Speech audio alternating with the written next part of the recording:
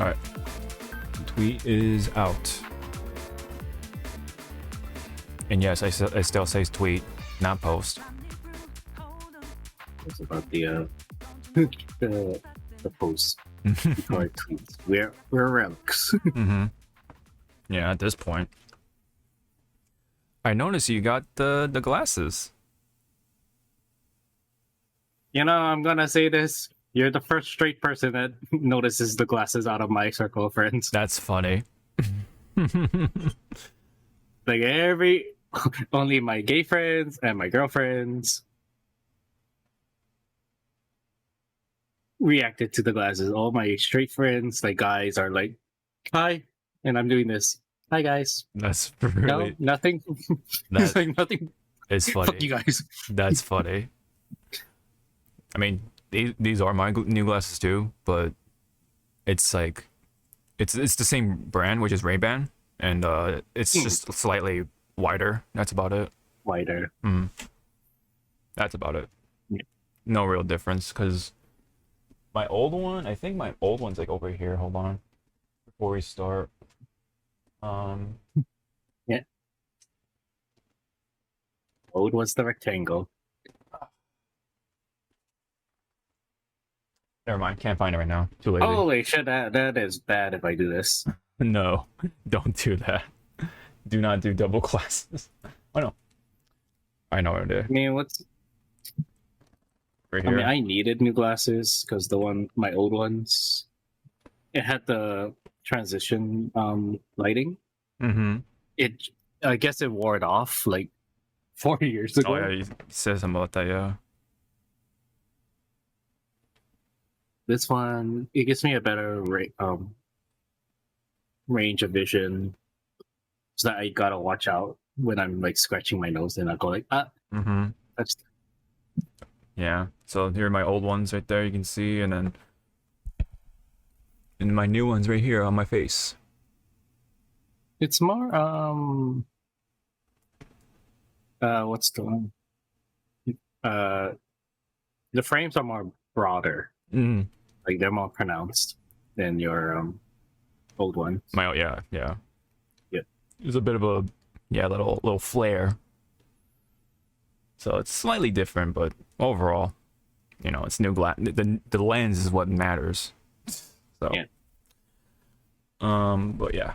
I mean, I'm glad that my eyesight hasn't changed for the last 6 years. Who said yo? Hold on, I can't see. Oh, Roos, what's up, Roos? Who are you? I can't see without my glasses. I can't see. Sorry, people. I think Hawk is farsighted. No, I'm nearsighted, but yeah. Yeah, like I'm nearsighted because I can only see like right here ish. So I'm like an arm's length away from my camera. It's sad. The blurry vision happens like this much, about the length of my hand. Mm-hmm. That's how blind I am. Yeah. I can see the big letters from here, but the small ones it's a little harder to read, and then I can't read the chat over there. It's too small. So I have to put my glasses on. So what we're saying, chat, is when you're young, do not sit very close when playing video games to your TV screens. Not yeah. Or that just genetics. Wish I had my mom's genetics on the eyesight. Everyone in my family wears glasses. Like my mom's I guess my dad right didn't. eye. Yeah. My mom's right eye is 20, but it's the left eye that's bad. Oh I got it swapped. My left eye is a little better.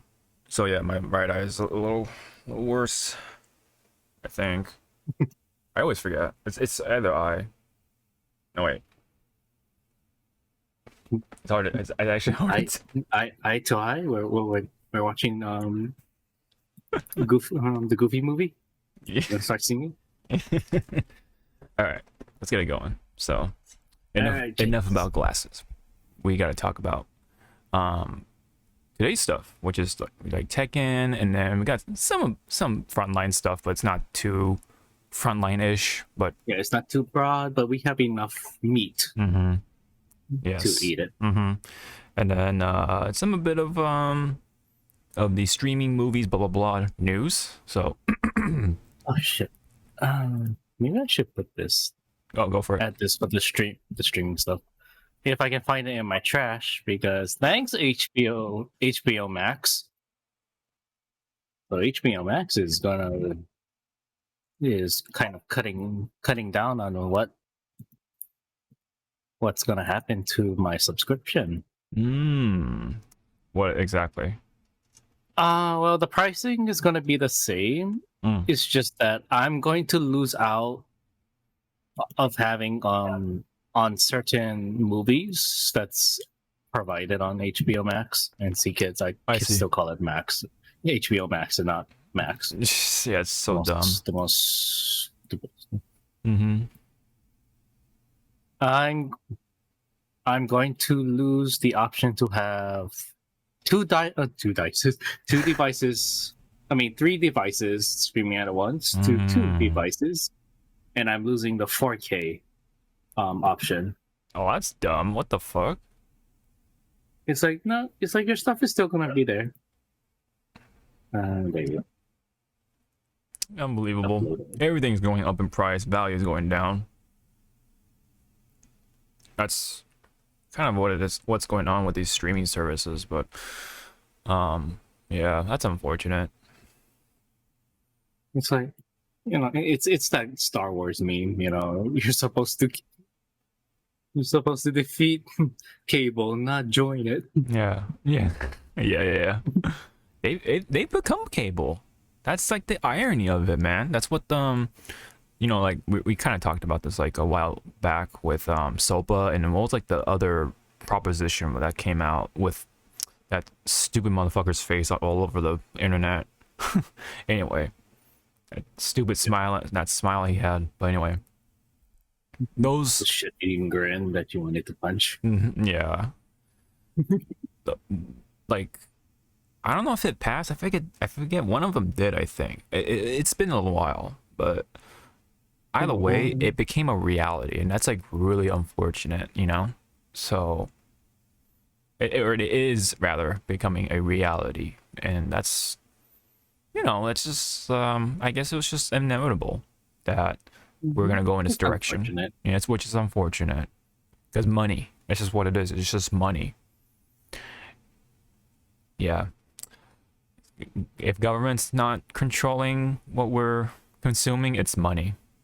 Ironically, businessman, yeah, the money, yeah. But let's not talk about money just yet, because we do have some juicy Tekken news to talk about. So let's get right into it with fighting games, shall we? So we got 5 or 4 characters? I love the thumbnail is straight fucking Dojin. No spoilers, kids. Just like, look at him. Just Devil Jin. It's just Devil Jin with his shit-eating grin. Speaking of shit-eating grins, which I want to say personally, waste of a slot. I'm just outright gonna say it's a waste of a fucking slot. I think he has some different moves, but but when you think about it, like this Jin that we have in 8, he's supposed to be already able to control the G. Kinda, yeah. I guess we'll have to find out in the lore. Yeah. Yep. So, unless somehow the Devil Jin became its own entity. Yeah, like Kage from Street Fighter 5. Oops, sorry about that. I clicked on something by accident. There we go. Hokage? Hokage, yeah. Oh wait, we gotta put this back on the higher quality. There we go.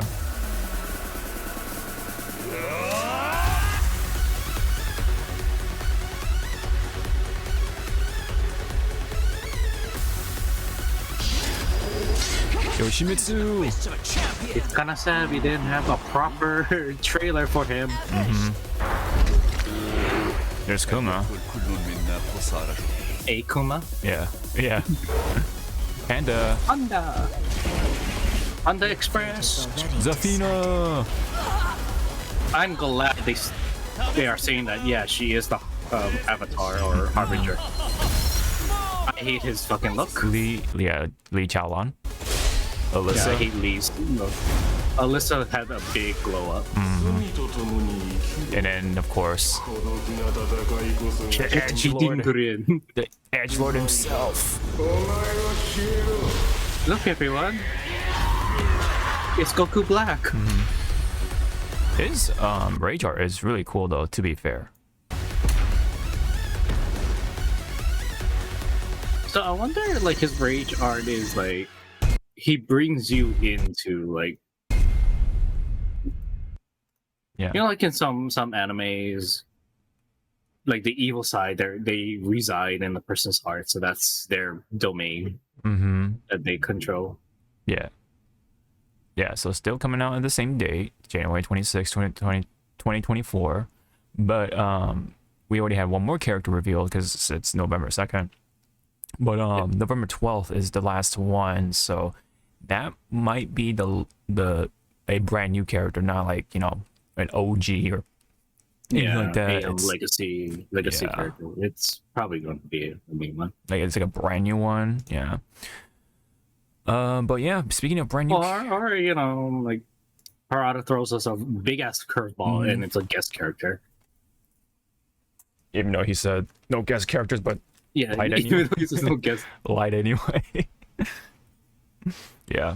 He took a page out of Ed Boon's book. Just be a troll. Yeah. That would be pretty funny though, admittedly, but I think people would be pissed. Yeah. It's Ed Boon. Yeah. As a playable character. Oh god. In a mocap suit. Or Ono. What if there's just a fighting game with just the famous game devs?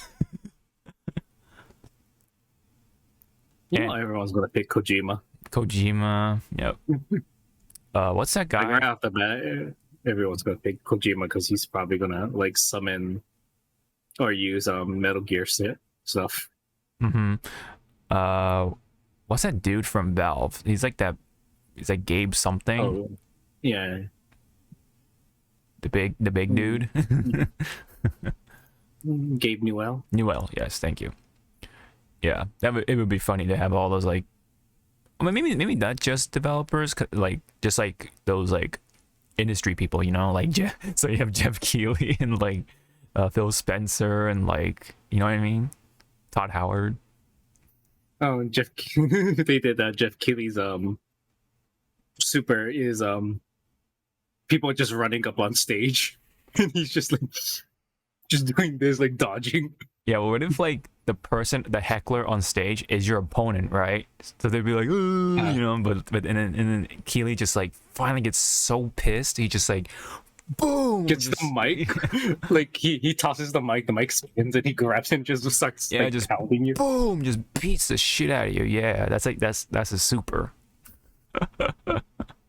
Dude, that'd be awesome. I paid top dollar for that. Oh man, I'll buy that for $1. Yep. Yeah. Speaking of which, that RoboCop game is gonna come out soon-ish, right? Like for this. Yep. Yeah. The demo is out, but the full game is right around the corner, I think. So, but yeah, we got a little burst of the newer characters that weren't able to get their own trailers, unfortunately, like Yoshimitsu. There was some controversy with Steve Fox because of his face right here.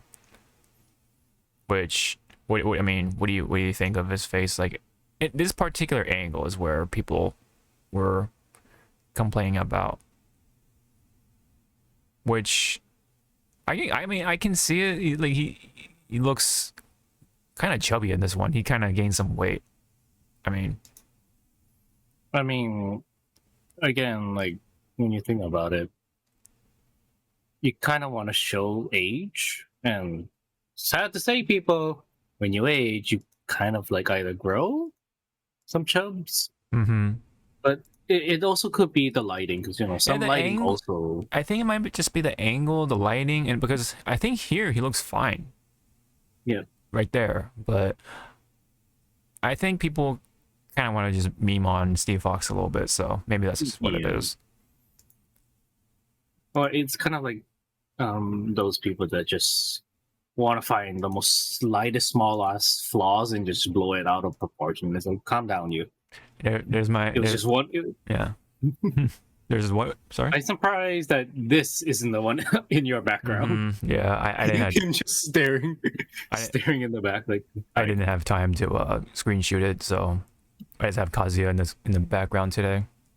So, but yes, my boy, my mute soldier is back. Finally. And then we got good. Leo. Yeah, he looks good. Yeah, and then Leo looks good. There's Kuma rocking the Heihachi gi. Shaheen. And then of course, oh yeah, Kuma, or excuse me, Panda beating up Kuma. Excuse me. Zafina, she looks cool. I like the hood and stuff like that. She looks cool. Like she's looking more what are those what is the word I'm looking for? Not tribal. Oh god, I'm gonna kill myself for not knowing She definitely that looks word. mystic for sure. Well, what's the word you're looking for?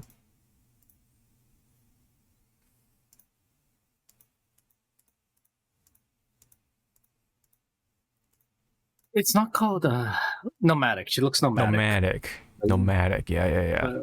Because she is harboring, or she has a Azrael locked up in her, so she has to keep on the move, Yeah.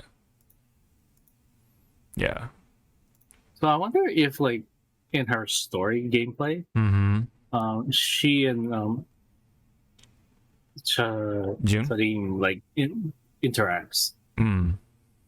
Yeah. And then up next we have Li Chaolan with the is that a combat like grenade or something? I think so. I don't like the outfit. He looks like a Fortnite creator character. Like he doesn't have suave anymore in this costume. Not in this one. I'm sure he does in his other one. I'm sure they'll have a second outfit for him. If but this is his default outfit, I do not like it. There's probably a story for it. Oh yeah, it is a grenade. And then the fucking rose explosion. Marvelous. So it's not excellent. Yeah, it's marvelous. Excellent. Yeah. Dang it, they fucked it up. Yeah, but maybe I'm gonna kind of guarantee you someone is gonna go into the audio files and switch his way of saying marvelous to excellent. Marvel. Yeah, X-Men or Marvel. Marvelous. Yeah. Marvelous. Yeah, you're right. And there's Alyssa. She grew up. She ish. Somehow. She looks more conservative for sure this time around because she's always like a little more fan servicey. She had the shorts on first time, and then the bodysuit second time. It's like a leotard bodysuit, and then now we have just like a nice looking dress. Funny how that kind of turned out, And then there's of course Devil Jean with the big leather jacket, just like any other big edgelord. Which I like it better than Sevens, because Sevens was like the crazy. It's kind of like the crazy jacket, the mental asylum. Oh, look. The straight jacket. The straight jacket, and then like he like ripped it obviously, so it looks more tethered and like very Nomura-esque because of the belts. You know what I mean? So. But when you look at how many layers he's wearing, it's like, bruh, you're in the middle of New York, the sun is up. How you not dying? And you're wearing black. So either you have some insulation, like fans blowing underneath your clothes, No, Devil Jin is one of those, those like emo kids in high school. Like you know those emo people Yeah. that had like black everything. They had black like hoodie, jacket, whatever, and it was like in the summer, but they still had that same outfit on. That's what Devil Jin is. He's the emo classmate from like early 2000s. Yeah. So, yeah, I mean, outfit wise, whatever, it's Devil Jin, but I never really care for Devil Jin that much. So, all right, I mean, he's there. He's there. And then yeah, there's this rage art, which this looks cool. I like it. I like it. I like I what. wonder if his rage art starts as a like how some rage arts for the characters that we've seen so far is either like a punch or a series of blows. I wonder if his is just a straight up like grab, and then Like he a, just I don't know. Yeah, that's a good question. Maybe and like he a just chain. flies you into the into that world. Yeah, that dimension. Yeah, I'm not sure. Yeah, maybe that's a catch. That's a caveat. It's a grab, so you gotta like be close and shit. I don't know. It might be just like a chain and whacks you with it or something. I don't know. Yeah. Let's actually go to the official website so we can like look at their official art. Let me see. Where's oh yeah, the fighters, and then we can look at what should we do? Oh yeah, let's start with Panda. And, you know, got more accessories, but other than that, it's Panda. Right. I wonder if Panda's okay. So Panda's style is Heihachi style. Yeah, I kind of wish it was. yeah. I wish it was like Xiaoyu. Yeah, Xiaoyu's fighting style. Like Mm-hmm. like it makes sense for Kuma Mm-hmm. But because he and Heihachi trained, and then it Right. would make more sense if she was Xiaoyu's fighting style because she and Xiaoyu pretty much grew up together. Mm-hmm.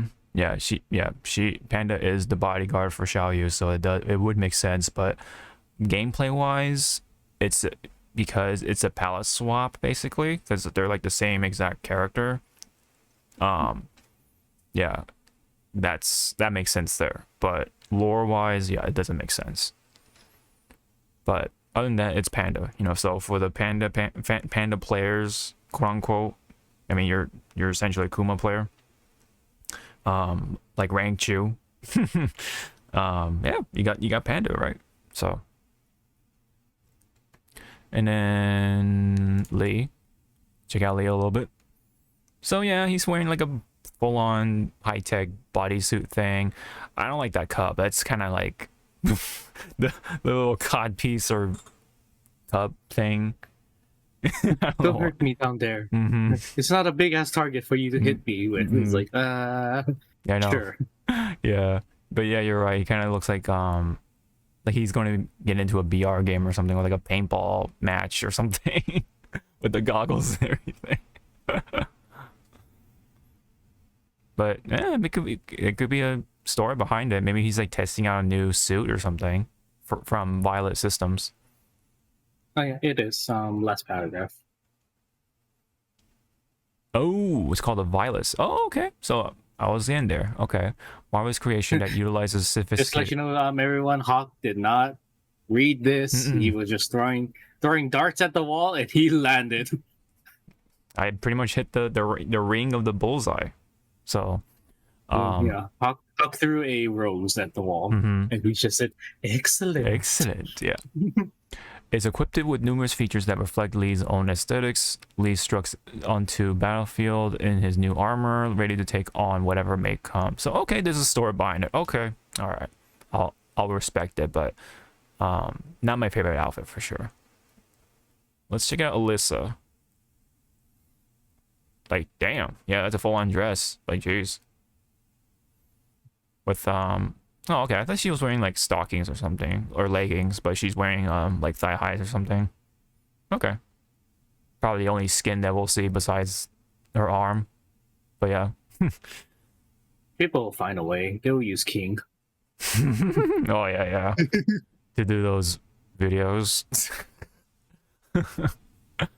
Gosh. It's funny because like those videos always have King doing those moves on the girls. But Never on the guys. What a sad world. yeah, that's the demographic. Yeah. Bastards. Yeah, I don't think her outfit has any what do you call it, story behind it.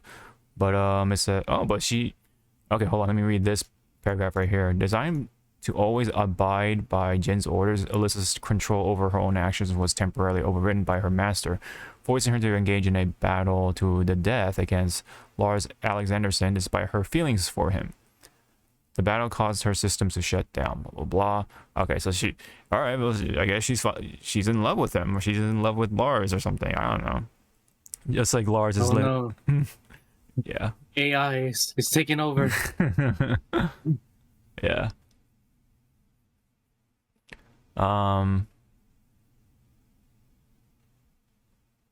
Yeah, right now she's like independent, I guess, and she chooses to fight by Lars's side. So of course. So yeah.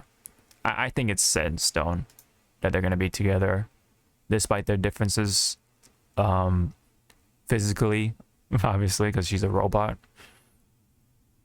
It's okay. She's gonna be her dad's gonna find a way to make her into a real girl. She's Pinocchio right now. Yeah. Maybe. I don't know. Maybe Zafina will make her real or something, or Azrael will somehow make her real. No, it's gonna be June. June's gonna use her powers of instead of like vanquishing the darkness in people's hearts, she'd be like, okay, so all the darkness that I vanquished out, I'm gonna use that power to make you real. Yeah. But you're only real for one day, so make it count. Okay, bye. I'm gonna go into the woods again. Only a day? Jeez, Lars and Alyssa will make that count then, if that's the case. Zafina, let's see. So, let me see. He is the I still don't know if it's called Harbinger or You can go ahead and read like this half, maybe. Like in order, starting with in order to delay. And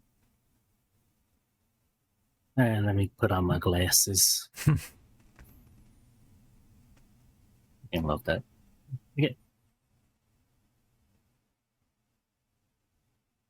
In order to delay. Azazel. Azazel. Yeah. Azazel's return for as long as possible. Zafina seals away Azazel's spirit in her left arm using her secret arts. So she's a ninja. Her Genkai.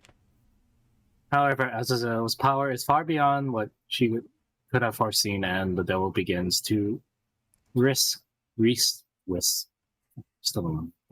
anyways, control of Zafina's body and soul away from her again and again. So, yep.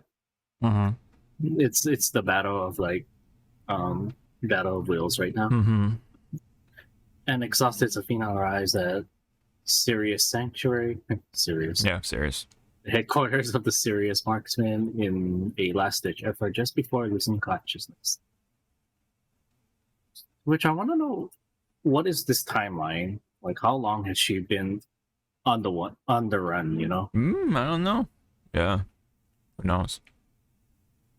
When she awakens, she finds herself surrounded by Ling Xiaoyu, who is devotedly attended to her recovery, and Claudio. Okay, so there is some connection with Claudio this time around. Yeah. Who is applying a holy seal to her left arm. Okay, there it is. So interesting. we're probably gonna see like the Claudio's holy symbols like light up on some of the attacks. Yeah. Deeming them worthy of her trust, Zafina confesses all all to them. In return, the two promise to spare no effort in aiding her whenever she needs it. Mm-hmm. Probably it's going to be like, okay, cut off my arm already. Damn. Shortly after, while under the protection of the serious marksman, Zafina struggles to find a way to change their doomed fate. Ooh. Is it talking about the serious marksman, or they're speaking like third person, like they're probably the marksman, because from the countless futures she's seeing through, although there seems to be only one way out. However, that path, it would come at a great cost. Okay, yeah. Called it. Yeah. Her arm. Or probably someone's gonna take up the role. The curse. Yeah. It's gonna be Ling. Oof. Not Claudio. Ling. Yeah, maybe Ling. I don't know. It'd be like a nice parallel with Devil Jin and then Azazel Ling. I don't know. Or probably Jun. Just be like, okay, give me this demon. Why? I know how to handle demons. That's why I went missing like for 20 plus years. And then we got Devil Jin right here, which I don't think will. Oh, there's nothing much to read anyway. I know. Such a short, like, it could have just been like Devil Jin. He's here. Next, yeah. Pretty much. Yeah, you see more of his jacket. Definitely. I'm not sure about the sleeves, though. I'm not digging the sleeves. They're a little too loose or big for my taste. Because where the belts are on his mid arm, it looks like the sleeves are just part of that belt, and he just like strapped it. Oh yeah. Yeah, I don't know. I'm not completely digging the outfit. Like, something's off. It looks okay on top, like his upper half, but something about the more lower half is like, I can't quite lay my finger on it completely. Besides the sleeves, I don't know. There's just something about it. I think it's just too robe-like and not more like an actual jacket. It's like a weird robe leather jacket thing, but I don't know. I like this is country. None. Style unknown. Alright. Style cheating. Yeah. No, actually, style lasers. Yeah. Fire lasers. That's it. Country Jin. That's where he's from. That'd be pretty funny. But speaking of characters, though, we did get this guy right here, Victor Chevalier. I believe his name is. He is from France. Well, let me bring it up here. And he's kind of he's kind of like a weird blend of like Smoke from MK1, and then like some other ninja stuff. Kunimitsu. Well, Kunimitsu and also a little bit of Noctis. Yeah, Noctis. Yeah, I was about to bring that up too. The way he like teleports and stuff. He's essentially that replacement. Since I think maybe people like that style that much. They didn't want to like lose it. But yeah. Other people are saying that he's pretty much John Wick, and I'm like, you kind of have a John Wick-ish. A little too high tech for being John Wick. Yeah. If you really want John Wick, then that's Nina. Yeah. Like, that's as close as we get. Yeah. Nina's like Atomic Blonde, that character. Get ready for the next battle. I do like his theme. New challenger. Accepte ta défaite. Tu as perdu d'avance. Victor Chevalier.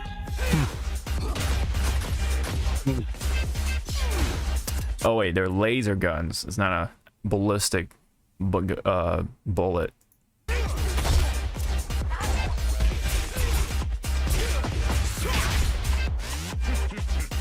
Yeah, he's got the knives. The knife. Yeah, so he's got the weird teleporting stuff with his katana. You know, when I saw the katana, I was half hoping he fights like either Raiden or Jetstream Sam. Sam. He kind of fights like Jetstream Sam a little bit. Because his movement is like very samurai-like rather than ninja-like. Yeah, I kind of wanted like maybe they showed a taunt of him doing, you know, switching. Yeah, I'm doing this. You know, his stupid like, yeah, guys, just like. But yeah, that shit-eating grin. That shit-eating grin he had for Sam. Yeah. Yeah. Yeah, and apparently this guy started the Raven Squad or whatever, the Raven Clan. I forget what it was called, but yeah. And then he trained Master Raven, the female ninja from Tekken 7, and then this Raven. So I think, or something like that. But in terms of authority, this guy's the highest, and then Master Raven, and then this Raven. So. Amélioration, Raven.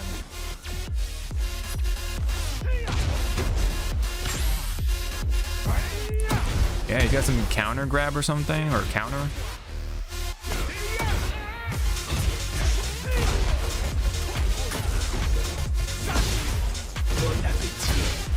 Bon appetit. That's translate to eat shit and die in France. Yeah.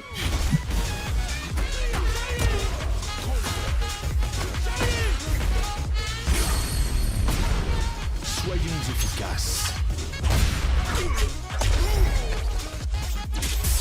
Oh, there you go. Yep.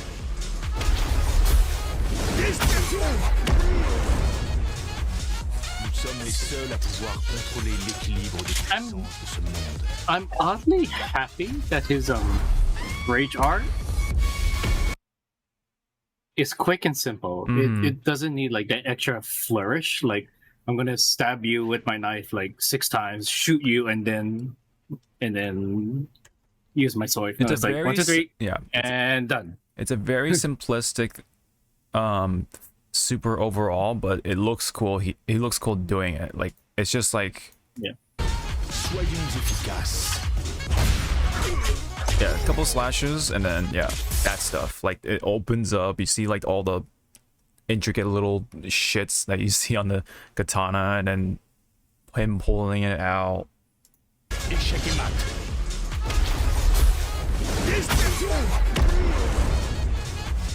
Nous sommes les seuls à pouvoir contrôler l'équilibre des puissances de ce monde. Yeah, it looks cool. I wonder because it cuts off like his ending animation for the rage art. I wonder if like when he sheets it back in, he either adjusts his glasses or he just like Yeah, like fucked up his suit. he fixes his suit. Yeah. And he just turns and looks and like, Yeah. Let's see the comments. You got everything: the drip, the moveset, the weapons, the skills. Never estimate An old man. He's kind of like Ballistic from Apex Legends. Now that I think about it, yeah, he kind of fits into that category, like sophisticated old dude who knows how to use a gun and like, you know, shows up these like kids, kind of, kind of falls I'm into. surprised he, or I wonder if he does have it with his sword. That if you do a launch combo, you can do some sort of a semi Ragnarok, and then you just slash down. Oh, to bring him back down. maybe, yeah, maybe, yeah. This comment right here says, "Age of Leroy Smith, the finesse of Jetstream Sam, the speed of Virgil, close quarters combat of Solid Snake, flashiness of Noctis, the outfit drip of Agent 47, the gear of Leon Kennedy." Seriously, who the hell is this guy? His name is Dad. Yeah, he's a grandfather. Yeah, somebody just said it too. This man is literally a futuristic John Wick. Yeah, it's very future heavy, high tech heavy. So Oh, and then on top of Victor being the new character, there was a tweet earlier with Harada saying that this is actually the first French character that he wanted to make for a long time. Like Harada always wanted to make a French character, and this is the first that came to fruition. Interesting. Okay. Yeah.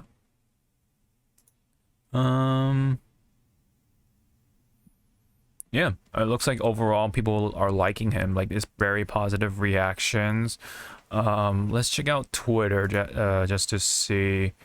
Here, I found it. Okay. I found that tweet. Hey. All right, I'm just gonna drag it over here. Victor is actually the first French fighter for the Tekken franchise. I had the idea of a French character in my mind for a long time. It finally came to fruition, thanks to Vincent Cassel for inspiring me and voicing him. Wow. Okay. Cool. And the stage is Paris itself. Oh yeah, look at the stage. It looks really beautiful too. Looks really cool. Now see, I know it's an unfair advantage. Which Paris stage do you like by just visually looking at it? Tekken's or Street Fighters? Oh man, that's I don't know. I want to say Tekken because Street Fighter's version is too cluttered. There's a lot of shit on that screen. Here you're on the ship, but at least you have like breathing room. It just looks really well done overall.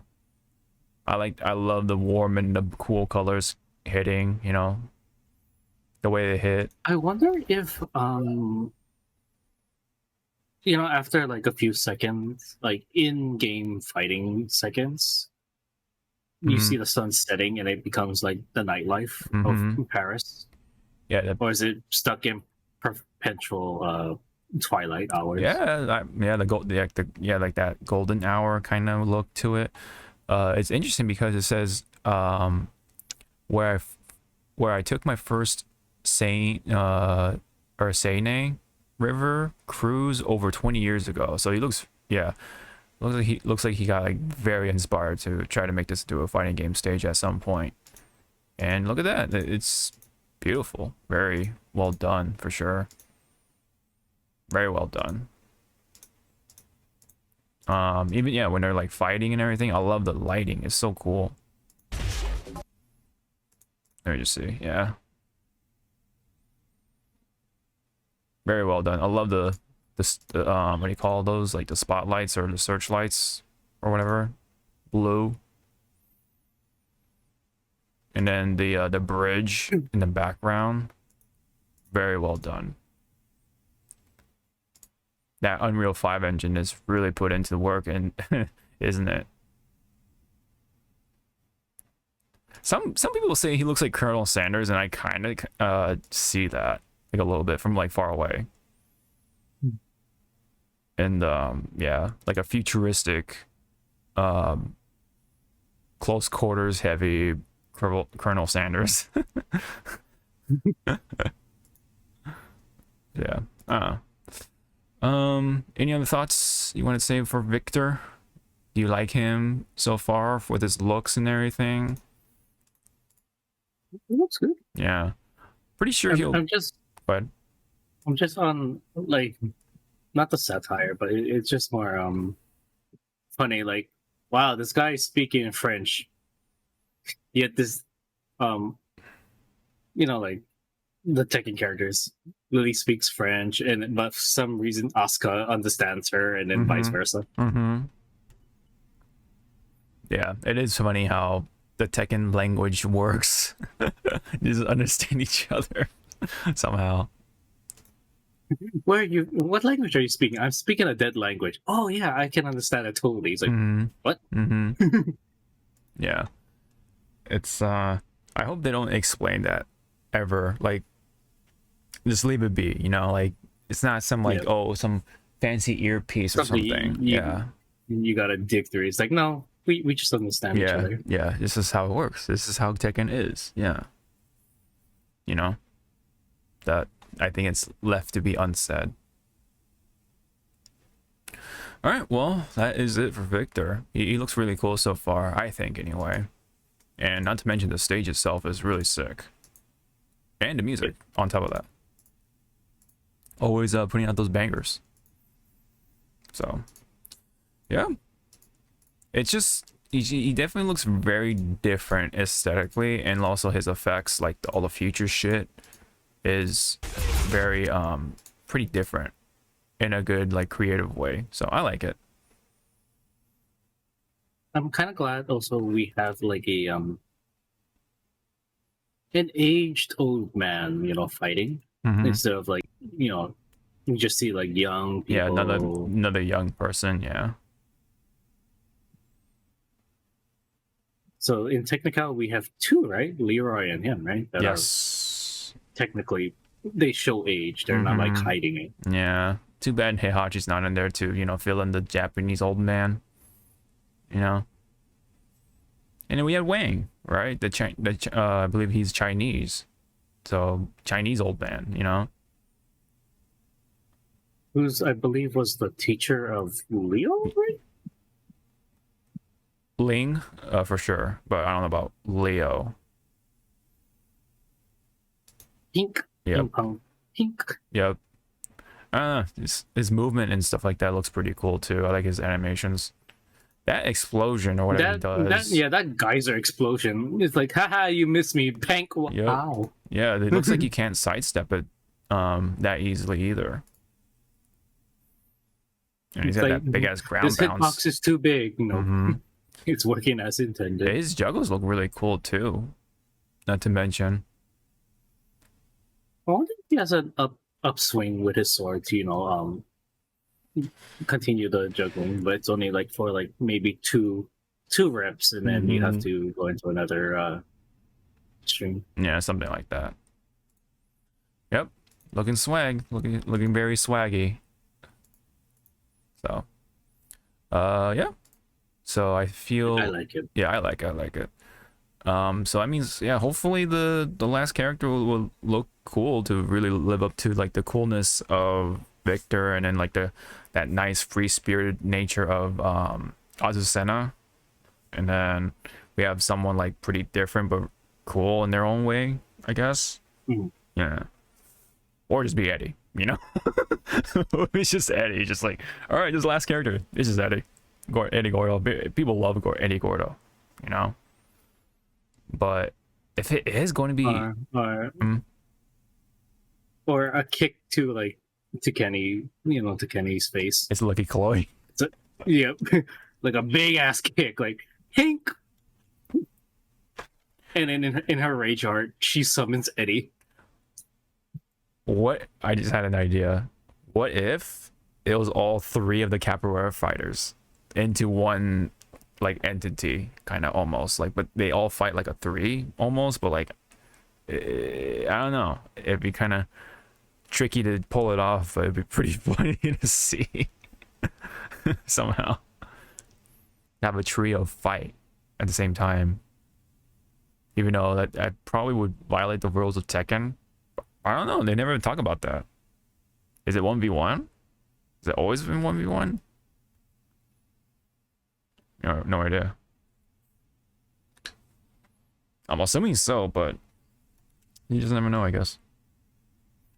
Alright, speaking of characters, Omni Man once again got a gameplay trailer, a full gameplay trailer this time around, unlike the first one where we just got a little snippet, somewhat. We got a taste. Yeah.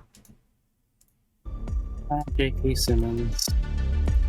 The realms are mine. I love it. I love it already. Think, what good would your death accomplish? Inspiring future generations to oppose you.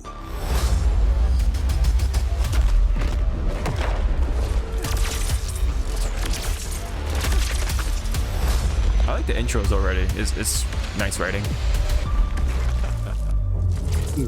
That smug smile, like I'm win.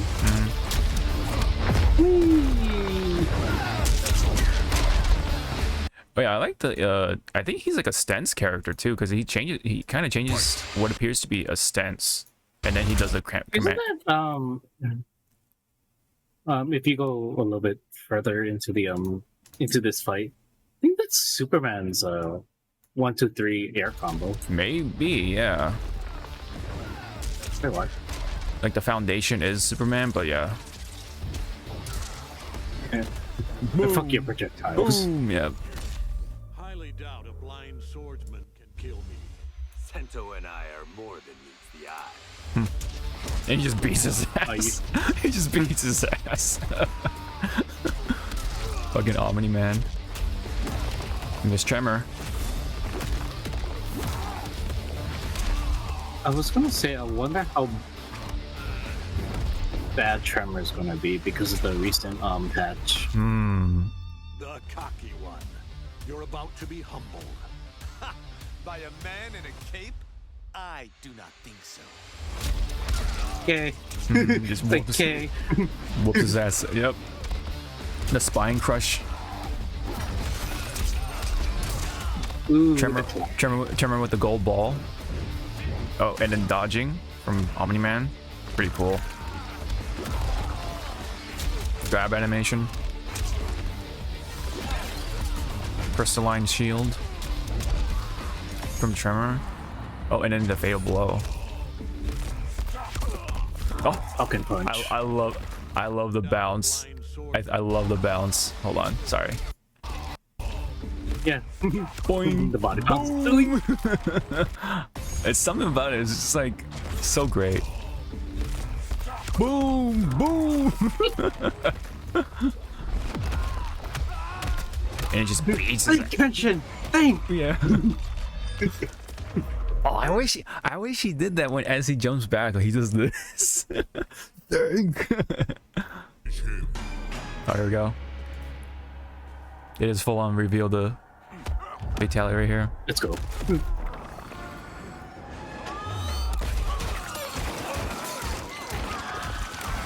Oh.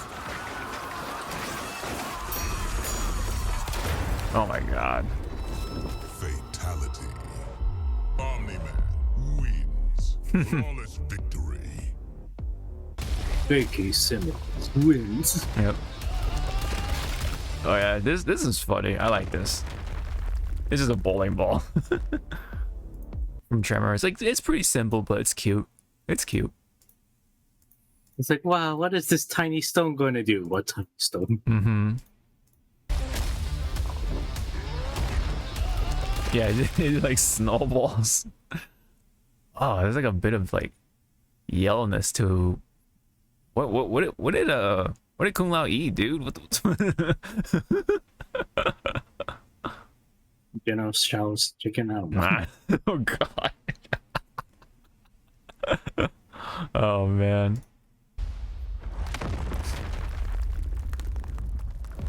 Yep, I like it. I like it. Pretty cool. But yeah, with the train. So if we already saw these interactions, I wonder what else banters Omni Man's going to do to the rest of the cast. Yeah, I kind of want to like just check him out for the sake of it, since I already like bought the pass anyway, so I might as well like, you know, check it out with my own eyes. For myself. Yeah. But yeah, looks pretty damn cool fighting. I wonder if he'll actually be competitive. We'll see. Yeah. I think he's a stance character though overall, because he does have a stance of some kind. So I wonder if he can do that to like cancel certain things, you know? Pretty interesting of all things, right? That Omni Man has become in the fighting game. He is the stance character kind of trope. The dodging is so funny too. Boom! That's that grab animation from Tremor. Yeah, I like that Tremor has a reflector for other cameo projectiles. Funny. So, any other comments for Omni Man? Well, besides like for costumes, I hope he has his Vershamite suit. Yeah, the Virtuemite like uniform suit thing. Yeah. Or the casual dad wear. Oh, that'd be funny. Yeah, the Viltrumite battle outfit and the casual stuff. Yeah, that'd be pretty cool. But yeah, it would make sense that Kenshi is all busted up after all that stuff, you know, because he's just human. But meanwhile, you know, Invincible was intact because he's half Viltrumite, so, and he's, well, invincible. I wonder with Takeda coming along, I wonder if Omni Man's banter, well, pre battle, is like he's saying like, "Wow, you remind me of my son," and you know, Takeda's like, "Oh, you're welcome." Yeah, you're a disappointment. Fucking just slugs him. Yeah, slugs him. It's like, yeah, disappointment. It's like, ooh. It's like, why? Low blow. Or like, yeah, like Takeda would be like, "Oh, really? Like, what was he like?" And then, or what is he like? And then he just, Omni Man says, "A disappointment." A disappointment. That would be pretty fucking funny. And Takeda just goes like, "Oh." Like, "Oh, I'm sorry?" Like, question mark? Yeah. Man, it just makes me can't wait for Homelander though. And there's Peacemaker. I hope Peacemaker's like funny at least, and then Homelander's just like epic. A child. Yeah.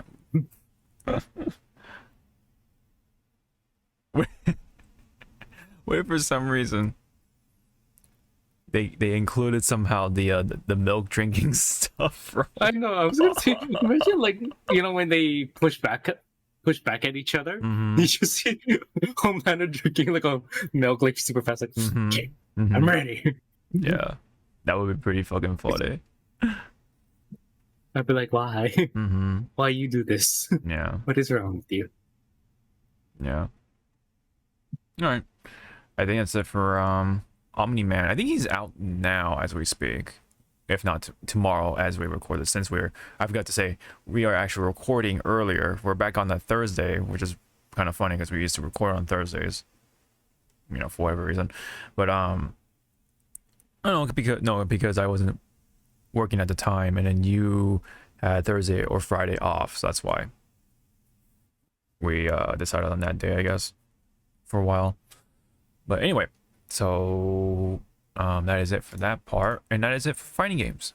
So we got two stuff to talk about from Frontline News, so let me just go ahead and fire this up. They're like kind of quick ones too, but it is something. Fire rounds. Yeah. Quick fire rounds. That's good. There we go. There you go. Cool. All right, so we have some drama, quote unquote, with voice actors, with English voice actors.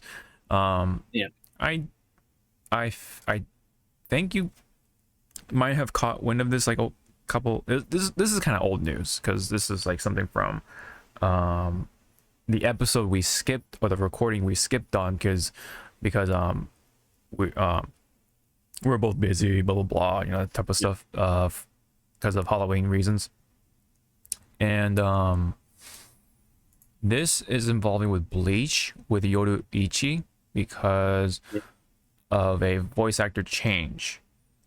So I believe this is like just in the middle of like the 1,000-year blood war or whatever, and they decided to switch out the voice actors again for ZawarudoWrrryy. Aniris was the last person, and then now they're switching to a different person for ZawarudoWrrryy. So Wendy Lee was the original. The first one, yes. Yeah. And then I don't want to butcher her name, so I'm gonna do it very carefully. Mm-hmm. Oniris. Mm-hmm. Oniris. Sorry if I butcher your name. So sorry. Yeah. Oniris was called in to fill in, just a bit Yeah. from what I can see, and then it's kind of like there was already voice line recorded, Mm-hmm. and then they just switched it. Yeah. So in one sense, it's like, wow, that was like a big waste of time. But then another is like, is it really the voice cast, like the voice actress's fault? No, it's actually the company's fault for doing something like that, just like out of nowhere. I think it's relating to Viz Media. I think it's just like cursed or something. I don't know what's going on over there, but I believe. Oh no, that's unfortunate. I think previously she had to put she had to put up the posted or the protected posts because of the drama that followed, but yeah, she's voiced like other characters for Bleach. She's still Hiyoi, I guess, so that's cool. She has voiced Lynette from Genshin, Mirko from My Hero Academia, the bunny girl, the rabbit woman, Nessa for Pokemon, and then Kimberly for Street Fighter 6, which is actually really cool. Oh, you can even see it in her profile thing, her profile banner. I love the upper right. That's a character from Attack on Titan. Oh man, I remember that face. I definitely remember that face. But anyway, so following that, there were some screenshots by Michael Edwards, who I believe is an upcoming voice actor or some things. Not too big, but a voice actor no less. Had screenshots of Wendy Lee going just at it for some reason because she feels like she's entitled of being the Yoruichi voice actress. Yeah. Mm-hmm. Yeah. And that's the thing, like, as we've seen in our lifetimes, let's go easy. The Joker. Mm-hmm. So many iterations of the Joker. Yeah. There's not really a defined. There's a fan defined, like the fans will vote always for Mark Hamill to be the voice of Joker, but then you know you have the other voice actors for the Joker that came out throughout the years, and Mark Hamill said it himself, like when he was watching those cartoons or those movies, that wow, that's a good bit. Mm-hmm. Why didn't I think of that? Or wow, that laugh was really good. Why didn't I have that in my repertoire? So it's like, it's kind of like that situation. Yes, you may have been the start of it, but then because of you inspire like other people to try the craft. Yeah. Mm-hmm. It may not be a hit, or it might not be a hit, but at least people are just trying to show like, hey, I may have a chance to take a whack at it. Like, to me, the one that, we're going with the Joker, the one that most like sounds like Mark Hamill's Joker, if it was like if they were doing a like a growing up phase, like between like a young Joker to Mark Hamill's, is Troy Baker. If you heard Troy Baker's Joker, it's like, wow, this almost sounds like Mark Hamill's, but it has Troy Baker's spin on it. Mm-hmm. For the Wendy Lee stuff, it's like,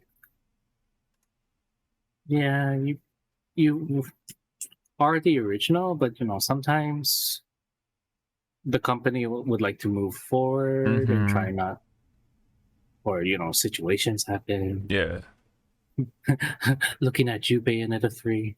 Oh yeah, it's basically the Helena Taylor situation, right? It's just, she's like, I am Bayonetta, I am this, blah blah blah. Like, it's like, yeah, we get it, but like, you know what I mean? Like, it's not yours to like have it lock and key and stuff like that. It's You know, people have the right to take up the role. You know what I mean? There's no like permanent like character that these voice actors get to have. It's just like, you know, it's mostly done.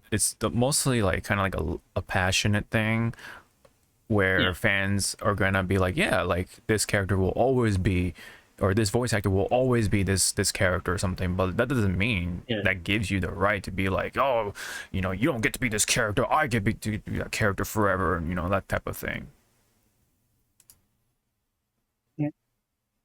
I mean, again, like there are some roles that, you know, fits the person so perfectly, aka like J.K. Simmons for being fucking J. Jonah Jameson's for the Spider-Man series. Oh, dude, yes. And then both Sir Ian McKellen and Sir Patrick Stewart being older version of Magneto and Professor X. Like, yeah, they are that, but then you gotta step back. Like, there are other people that can fill that role.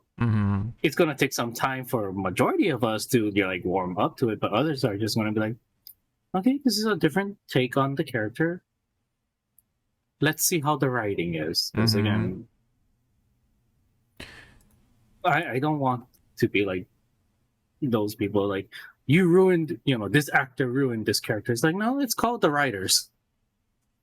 Yeah. The actors are given whatever script they are, and they are just reading it off. And if you think, oh no, they can improvise and stuff, no. If the company and director is so dead set on how this character should play and they have to go with, that's their role. Yeah, that's their role. Like there are so few directors and companies that will allow like that much creative freedom. Yeah, far and few.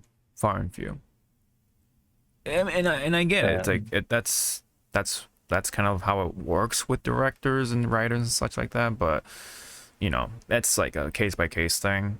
It really depends, right, of how they do it. You know, but in this case with this actress right here, dude, you need to like step back and think about what you're doing. You know, like it's like a step back. It's more, and it's like it's gonna hurt the pride, but you know, sometimes you gotta pass the torch, whether you like it or not. Yeah, there's been plenty of actors having to give up their character, or they had to, you know, just be let go, right? Ruben Langdon was let go of Ken and what's his face, Dante, right? You know, Dante, yeah. And then for a while, Mark Hamill kept saying that he doesn't want to do the Joker unless Kevin was in it. And because of Kevin Conroy's passing, that's it. He can. Mark Hamill can officially say, "I'm retired of the Joker," unless something, you know, like an anniversary or something. Yeah, something can change his mind. Like if he feels like doing it for just that one occasion, then okay, cool. But yeah. And also that Mark Hamill says that doing the Joker's voice actually hurts his. It hurts him. Yeah, it like literally wears him out. Literally wears him out. Yeah, it's unfortunate. Like this, some, you know, I'm sure people looked up to Wendy Lee at some point, right, as like that inspiration. But then, you know, she kind of reveals her true colors almost, right, or if not, is right. Like it's just very unfortunate. It's like that saying, right? Like never meet your heroes. That type of stuff. It's like, it sucks. It sucks to see like the other side of that person being unveiled on the internet like that, you know, especially in this situation, right? Like, because, you know, this is directly with voicing a character, and then here she is just acting all like entitled, like, this is my character, what do you mean you're disappointed, you know, that was my role or whatever, you know, I established this role whatever years ago. That's the type of stuff, you know. Yeah.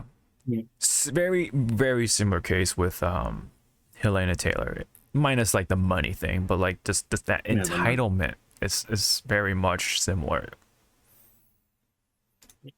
And you know, I understand where they're coming from. Like I get where that's coming from, where that grows from, but yeah, that's just like big ego stuff, man.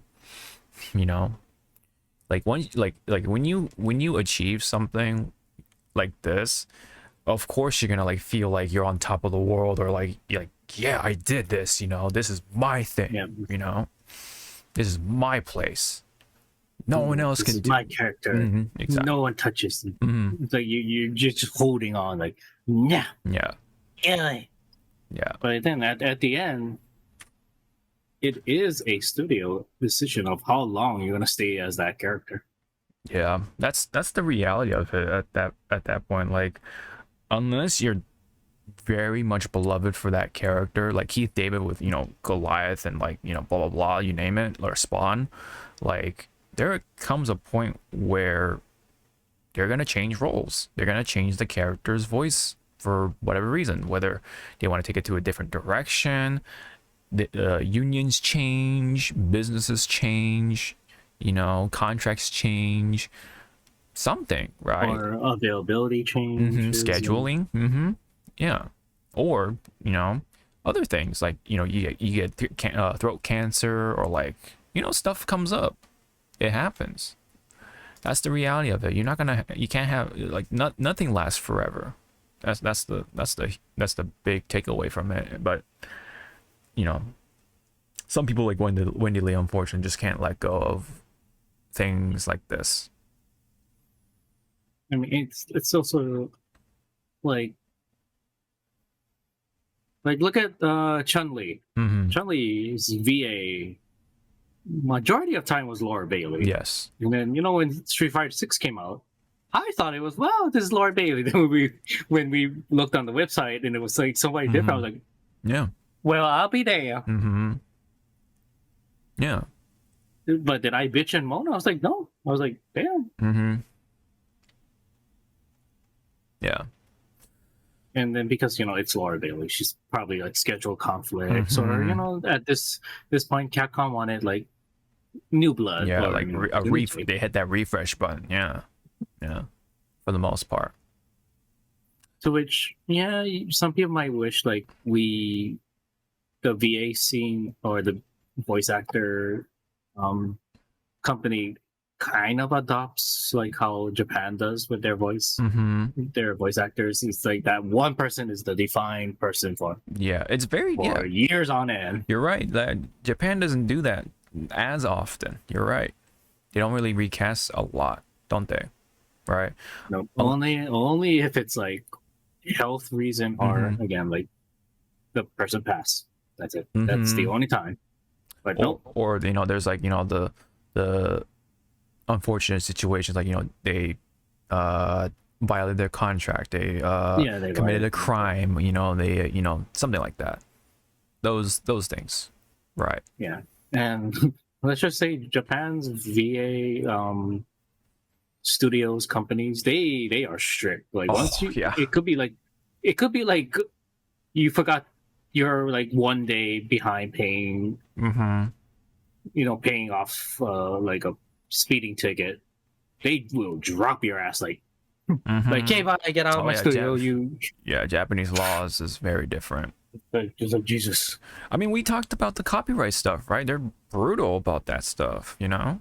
It's just different. So like it of course the voice acting stuff is going to be different too. So, you know, they're very much, I don't want to say more respectful about it, but they're definitely like this actor is that character, so we're gonna have this character you know, or this voice actor here for a while, like a long while, until, you know, they say something, right? Like I don't want to do it anymore, or like, you know, blah blah blah.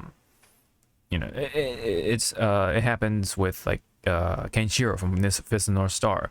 The original voice actor does not want to do it anymore because he's tired, he's old, right? Like, you know, I get it. He's done the for like 200 plus episodes. Like, of course he's tired of it, you know. That's why he's not doing it anymore. Simple. It's simple. You know, stuff like that.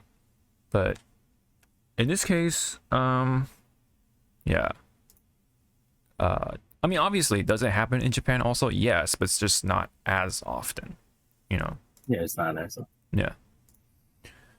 But yeah, anyway, back to the point. Wendy Lee is not a great person in real life, unfortunately. Is she? Or she probably is. It's just that the way this happened, it was Yeah. well, not thrown out of context, but just um like very what's the word? Thrown out of proportion. Mm, It should have been like handled more professionally because one of the other voice actresses in this thread pointed out it's like, you know, it should have like, I know it's not what she said, but pretty much if you read it is you know, instead of bitching and mourning, you should have been supportive and just said, you know, hey, good luck doing this character. mhm. If you need any, you know, any advice of how to like do battle grunts or act sassy, you know, don't be afraid to ask me. Mm-hmm. Yeah. But no, as we saw, it was like, this is man, Yeah. man character, man process. Yes. Yes. uh, Oh, man. it's man, Mm-hmm. oh man. Yeah. It's like calm down, you. Mm-hmm. Oh, and Here, eat it. You know what? Here, Miss Wendy Lee. I don't have it, but here, eat a Snickers. Why? You're not you. Yeah, you're not yourself. Eat a Snickers. Let me see. So this same person who put out the screenshots also said, I happened to look at Wendy Lee's likes because I was real curious to see if she was pulling a Tara Strong and liking tweets supporting her. Let me see.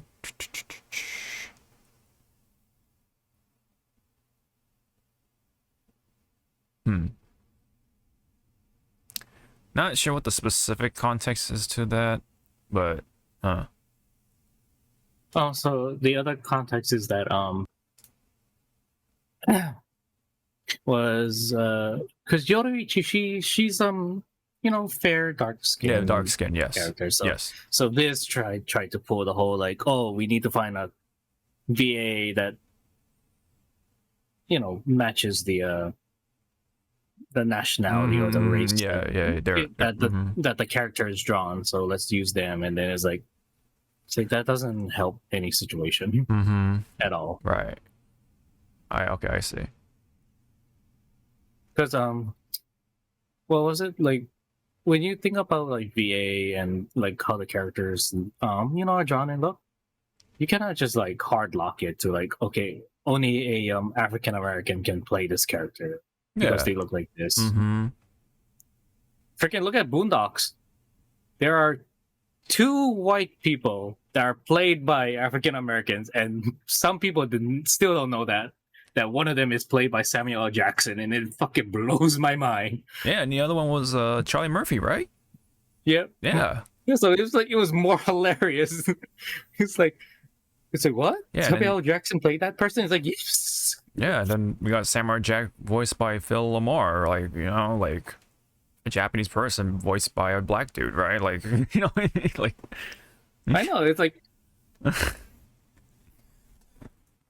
all right. it's like your argument right now of saying like, you know, a person of color or their nationality should fit the character. It's like, no.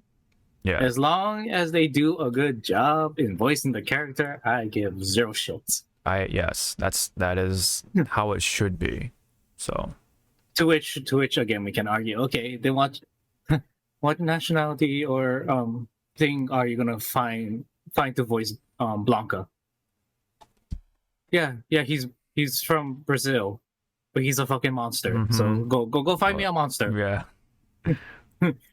to play Blanca. Go, come. Or Let's- yeah, like what about like aliens and stuff like that? Like completely like complete fantasy characters. Like what then, right? Like does that you know and what I then mean? there's the animal characters, you know, like Panda, Kuma, Yeah. Hammond from freaking Overwatch. Mm-hmm.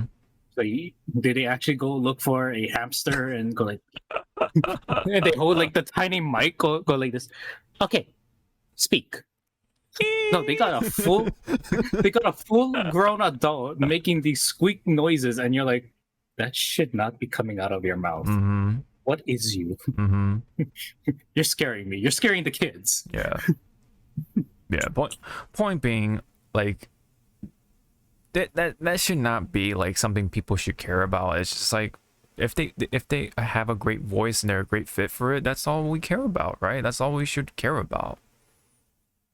If they are fit for the role, yeah, cast them. Fuck it, right? Here it is. Here's that little other screenshot. There you go.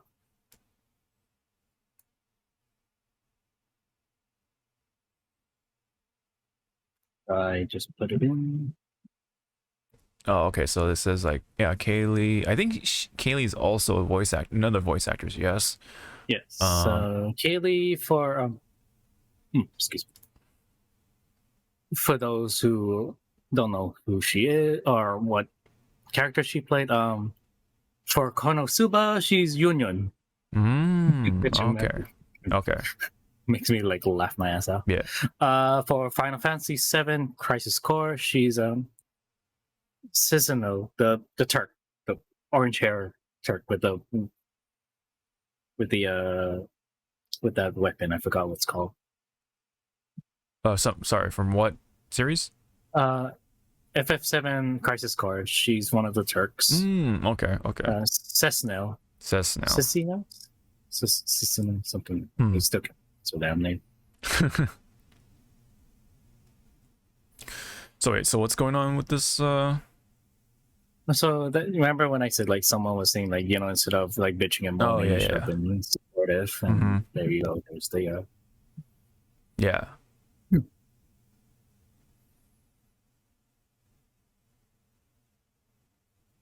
Just the choice to recast and regen after the fact, regardless of the reason. It was really uncool to do to Nairis, yeah. Wendy Lee says no. In what position does that put me in? This is the biz. We all get recast at some point. In this case, it was mistakenly done by this person's scheduling. And then Kaylee lastly says, I'm truly honestly trying to show support for someone who was hurt, but I'll try to be more quiet in the future. But yeah, blah blah. But yeah, fuck, man. It's like so quick to throw like this person's scheduling under the bus. Is like Yeah, more than that. yeah.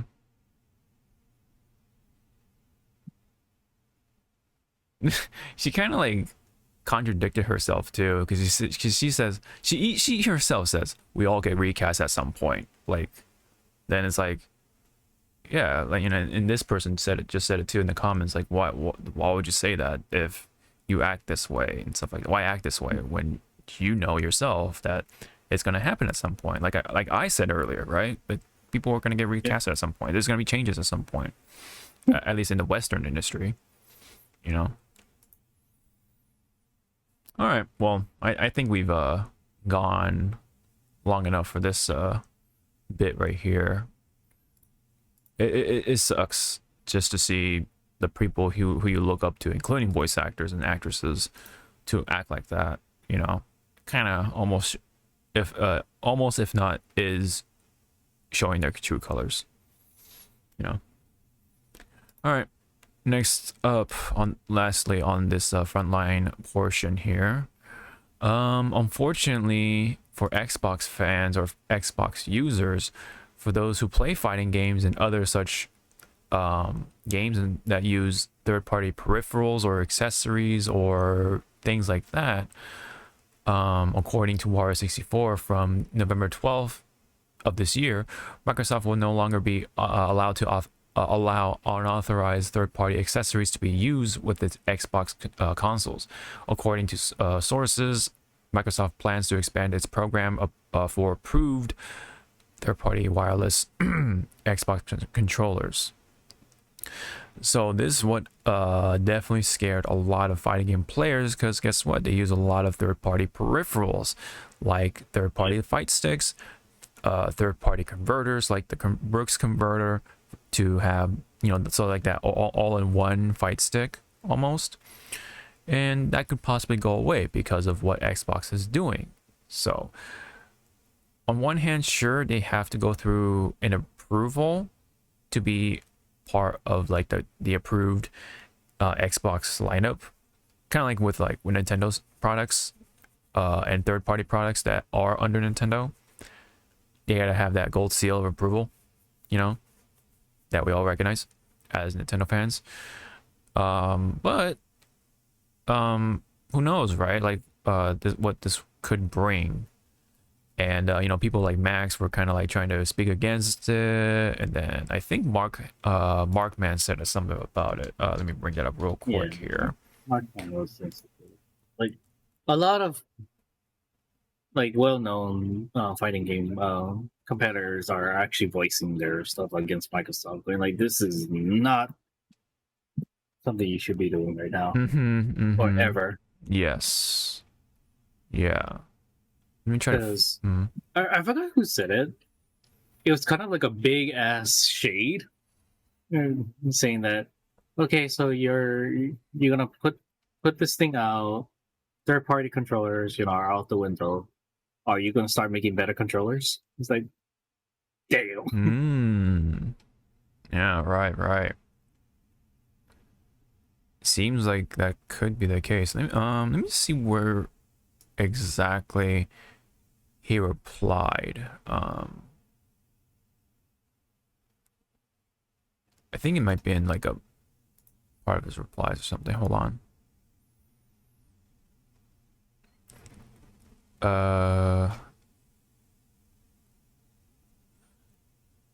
Because I think not all third-party companies are gonna be like cucked out from this situation. I think only a few are going to be approved. Yeah. But again, it's like, it's kind of bad also on these third-party companies, because they have to submit like a form and write up a damn report of why they should be approved and stuff. It's like, no, just no. Yeah, I think Some say that this whole unauthorized third-party accessory is microwave. Yeah. Microsoft's response of trying to crack down on the cheating players, but then it's like, well, you're actually hurting a bigger party than what you're like fixated on. Right. Yeah. Mark Man says, after Max is spoke against it, like, don't do this, blah blah blah, please reconsider. Mark Man says this can be circumvented at the VID, PID / PID and subtype level. If products can be classified uniquely, then it would help identify getting rid of the cheating devices, which I assume is the goal. It would be a lot of work, but it would equal happy customers. Happy to provide a spec on what the FGC uses. I worked closely with Xbox 3PP teams in the past when I worked on creating specialty controllers. So it sounds like this can be circumvented for the people who aren't cheating, of course, and like following the rules and using these like fighting game controllers and stuff like that, like this fight sticks, hitboxes, you name it, right? Cross up or whatever you call it. So hopefully that can this all can go away, this little panic here, but right now we don't know what's final, what's going to be approved, what's not going to be approved from Microsoft. So hopefully they can actually put effort into it and be like, we'll really look into this, not just like all third-party devices, it's specific third-party devices. We'll review these devices before blah blah blah, such and such, right? So yeah, hopefully this won't affect the FGC too much, especially when people try to go to the locals or run the local tournaments and use Xboxes, for example, for like the older games or whatever it is, right? Hopefully that this policy or whatever won't cuck them from running their their hustle. Unless it's like an update type of stuff. Mhm. There's going to be that one guy that's not going to update their system so that stuff Mhm. can work. Yeah, I mean, as long as they can hold on to that last update, right? That update before, then I guess it could work. But at some point, you know how the consoles are, right? They're just gonna automatically update somehow, and sure, potentially screwed, potentially. But we still don't know that. So yeah, hopefully Markman's right, and hopefully we can not panic about it, or for those who are Xbox owners and also run FGC related stuff, or enthusiasts of fighting games and stuff like that. So we can only hope. All right, time to dive into extra stuff, including games and news featuring anime, movies, blah blah blah, that stuff. So Apex, we haven't talked about Apex for a while. The new update came out, and I just wanted to briefly talk about like what the updates are, what the patch notes are, blah blah blah. Not too much, but biggest update obviously is a new character named Condoy. She was kind of like, oh hold on, we gotta play the You got to play the beautiful video. yes, at least the first minute anyway. A bolt strikes the uneasy ground, sending down a shadowy figure. Fate whispers to the legend. A storm is coming. The legend bellows back. I am the storm! Wait, isn't the storm already over? Aye, good point. Should make it lighter. Oh, hey, what if you made it more showy? Showy. Fine, I'll give you showy. I'm the light, I'm the hope. A hero rising, a savior from the storm. I'm the night, I'm the darkness, and I will kill you for a chance to be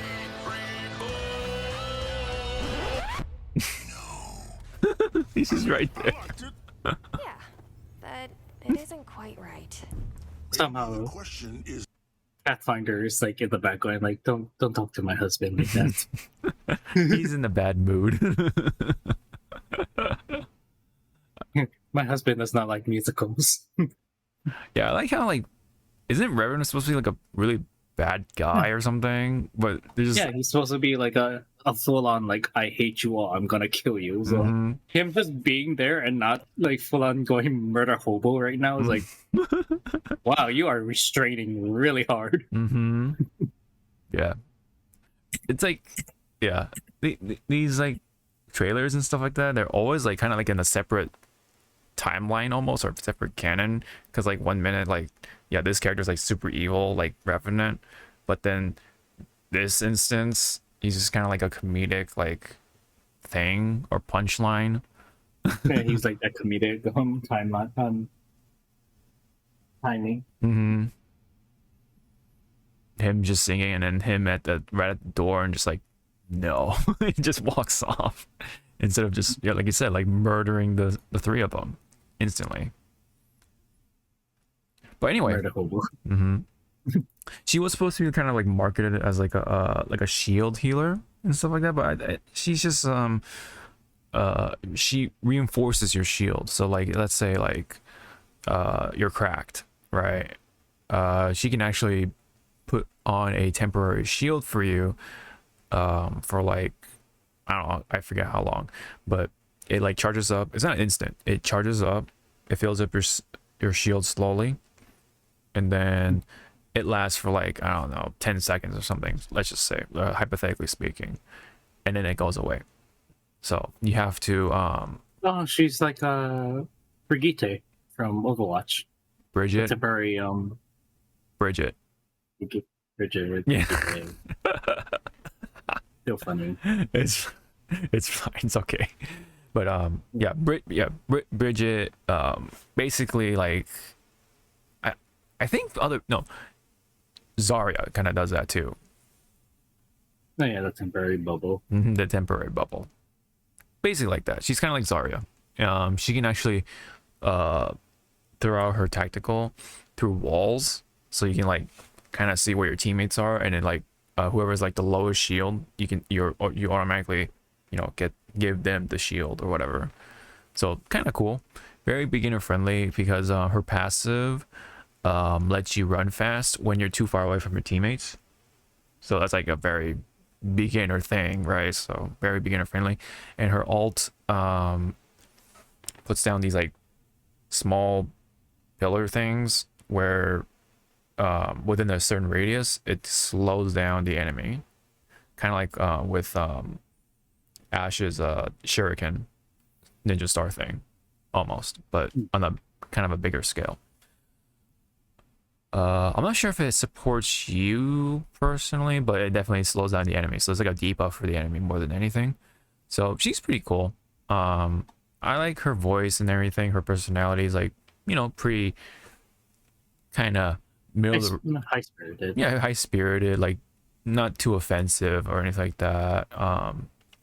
She kind of is the same a little bit with Vantage, except in my opinion, Condoy is a little more tolerable with voice lines, because she kind of has like the same jokes too when she's flying or diving. Like she there's like that the bug in the mouth kind of gag that Vantage does, but Condoy does it again for whatever reason. So maybe there is a interaction between Vantage and Condoy. Maybe I haven't played, or I haven't picked Condoy together with a Vantage, so I don't know. But I think she has some sort of interaction with Gibby, so I don't know why, but there is. And then she has interactions with Rampart, because they're both like geniuses or engineers. So yeah, so it's pretty cool. So I like Condoy. She's as a gameplay wise,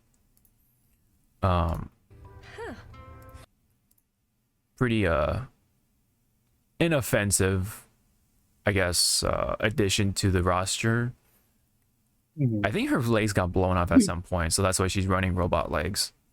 So yeah, just another interesting note about Condoy. Also interesting note, because we already have a Pacific Islander, which is Gibby. Gibby, yes. Contour is actually Filipino. Woohoo! Really? I thought she was Indonesian. Mm-mm. Oh. Looking at her stuff, she is Filipino, so it's like, yay! Oh. Now, which one are you? Are you Visayan, Ilocano, or Tagalog? These are very important questions. So Okay. Filipino. I heard Indonesian, but okay. I mean, let's take a look, see for anything else really, but otherwise the battle pass is like, you know, just another battle pass, like, so at least so far anyway. But I like the map so far of what they did with Storm Point. They like kind of like squeezed in Storm Point a little bit, so it feels less, you know what I mean, like spacious in a good way, because it doesn't take too long for you to get across the map, so it feels more condensed in a better way, which is for the best. And there's like, I feel like there's more points of interest, maybe, but we'll see how things evolve over the weeks. Question is,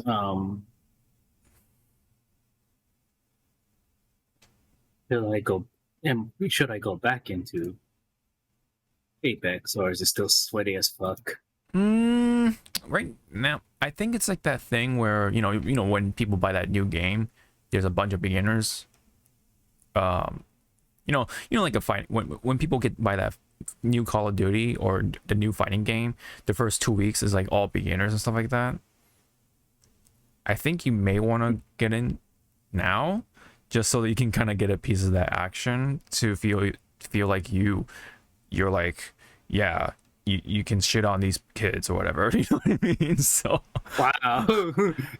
I only play this game when the newbies are here to wipe the floor with them, and then once the big boys come out to play, That's how it works. That's what Christmas noobs are, right? That's how it works. That's how it works. Yes. Okay, so she is Filipino. Okay, that's cool. She is she hosts her own podcast. Okay. That's interesting. Huh. Her podcast is called Let's Make Revenant Sing. Yeah. Yeah. But yes, she did touch the big battery of a monarch. So like, or the big titan. So that's why her some of her like stuff glows, because she's radiated. So she's like kind of like a mutant almost. Pretty much. She's part of the MCU. She's a mutant, yeah. Yeah, she joined the Apex Games to support her family at a cost of a reduced irradiated lifespan. So, ooh, yeah. I guess she's putting her powers into use, I guess. In a way.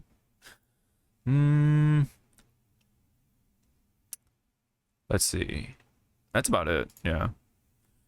And then so Ignite is the new battle pass season. And then yeah, you can kind of see like the colors of the map. This is Stormpoint now, so it looks very different. It's like evening lighting-esque. Which is very cool. I like it. Nice change.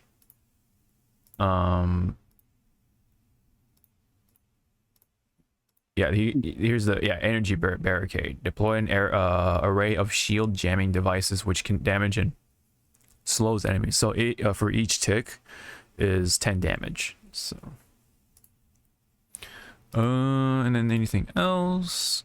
Oh yeah, cross progression. This was a big one. So for those who want to hop on the PC or something, you can do that because from console, especially with PlayStation, because previously you can't do that. You had to stick with one system, but now there is cross progression, which means you can go back and forth and stuff like that. So I don't know if I'll actually run this on PC or whatever, but the option's there for other people. This was a highly requested feature for a very long time, and now it's here, I guess. So better late than never. Let's see. But other than that, yeah, there are obviously some weapon changes. Let's see. Once again, let's bring that up real quick here. Apex Legends news. Oh yeah, by the way, yes, there is a Post Malone event coming, which basically means there's new skins for certain characters. That's really much it. There's nothing real special other than the fact that, apparently these skins were designed by Post Malone himself. That's pretty much it. Let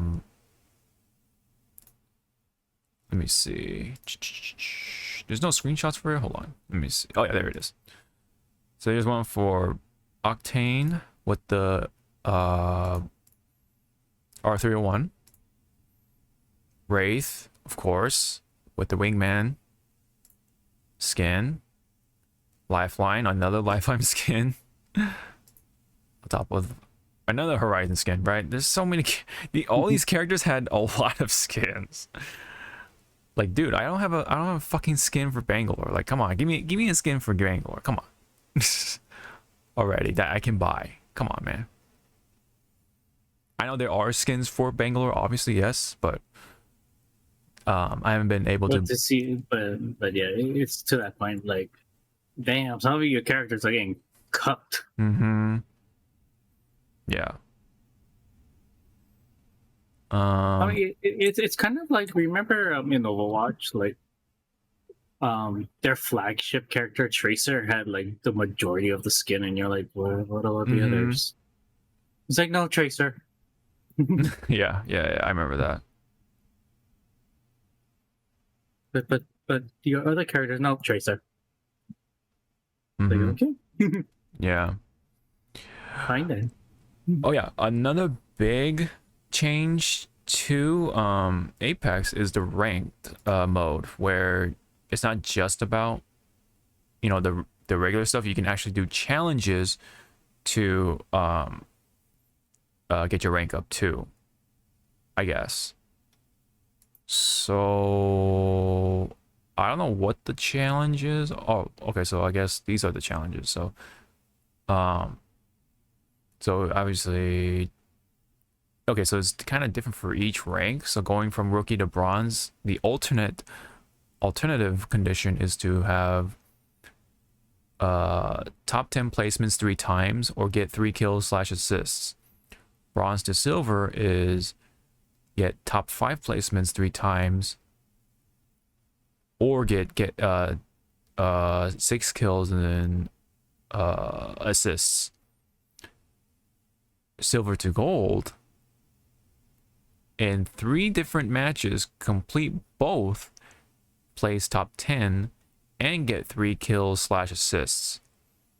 Gold to platinum, in 3 different matches, complete both, place top 5 and get 6 kills and assists.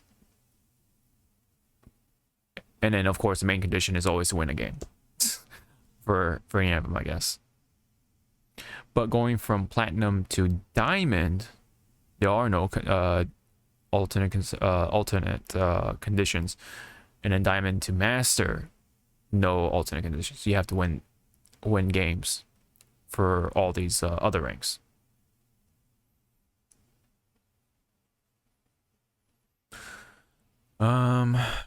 It really doesn't. I don't think it really changes anything because you're still rewarded for just waiting it out / camping. I feel like they really need to do something about that really instead of adding these like conditions, alternate conditions, because it essentially still rewards for waiting instead of just getting all these kills and assists and stuff like that, right? Or on top of that, right? Like, that's why that one dude like literally just played on his own and got high ranked, because he just camped it out. He just waited it out until he's like, what, top 3 or something, and then just go in or whatever, something like that. That's literally stupid. That's so stupid, right? And they haven't done anything about that. And speaking of not doing anything, they didn't do anything about any compensation for the bugged challenges in that last battle pass. I barely got level 110 on my battle pass. I had 3 hours left because of that. But if it didn't have bugged challenges, I would have been finished faster. But no, I mean, they didn't do shit about it. There's no compensation for it. No free loot boxes or nothing. It's just, oh, they're bugged? Well, get fucked. You play more, bitch. You know, that's what it seems like. You gotta love Respawn, man. Like, yeah, okay, great. You added this new character, cool, but there are other changes, or there are other fixes that needs to be done, including what's going on in ranked again. Although, granted, I haven't tried ranked just yet, but that's always been the thing in past ranked games. And then with, you know, of course, the bug challenges, and then there's all other bugs like, you know, connecting to the lobby taking long this season for some reason. It's just Respawn is just so cursed. Ugh. Yeah, I mean, again, it's like Respawn. It's like every patch that I've seen that they try to balance shit out. It's like they make it It's worse. Like one it step, just keeps. yeah.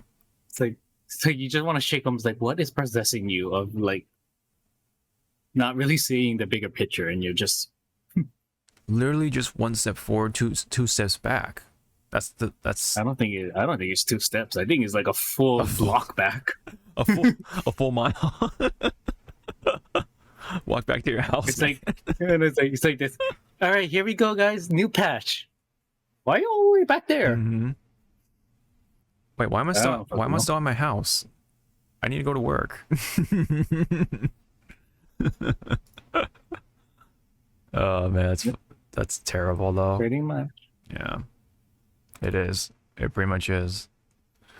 Meanwhile, they nerfed Bangalore here and there. Because yeah, she was kind of the meta last couple seasons or whatever, if not very long time. Oh, here are the skins for the battle pass. So that's for Conduit right there. Okay. That's Octanes. Okay. Oh yeah, that's the purple skin that you can get for Conduit when you buy the 10.99 or the 9.99 battle pass bundle, and then this is also another epic skin for Newcastle. So yep, that is the thing. Oh yeah, same with Watson. That's also her epic skin when you buy the bundle, $10 bundle. But yeah, that is essentially the big stuff. Oh yeah, they moved the Wingman to the carrot package for this season. They moved the L-Star back to the ground. Oh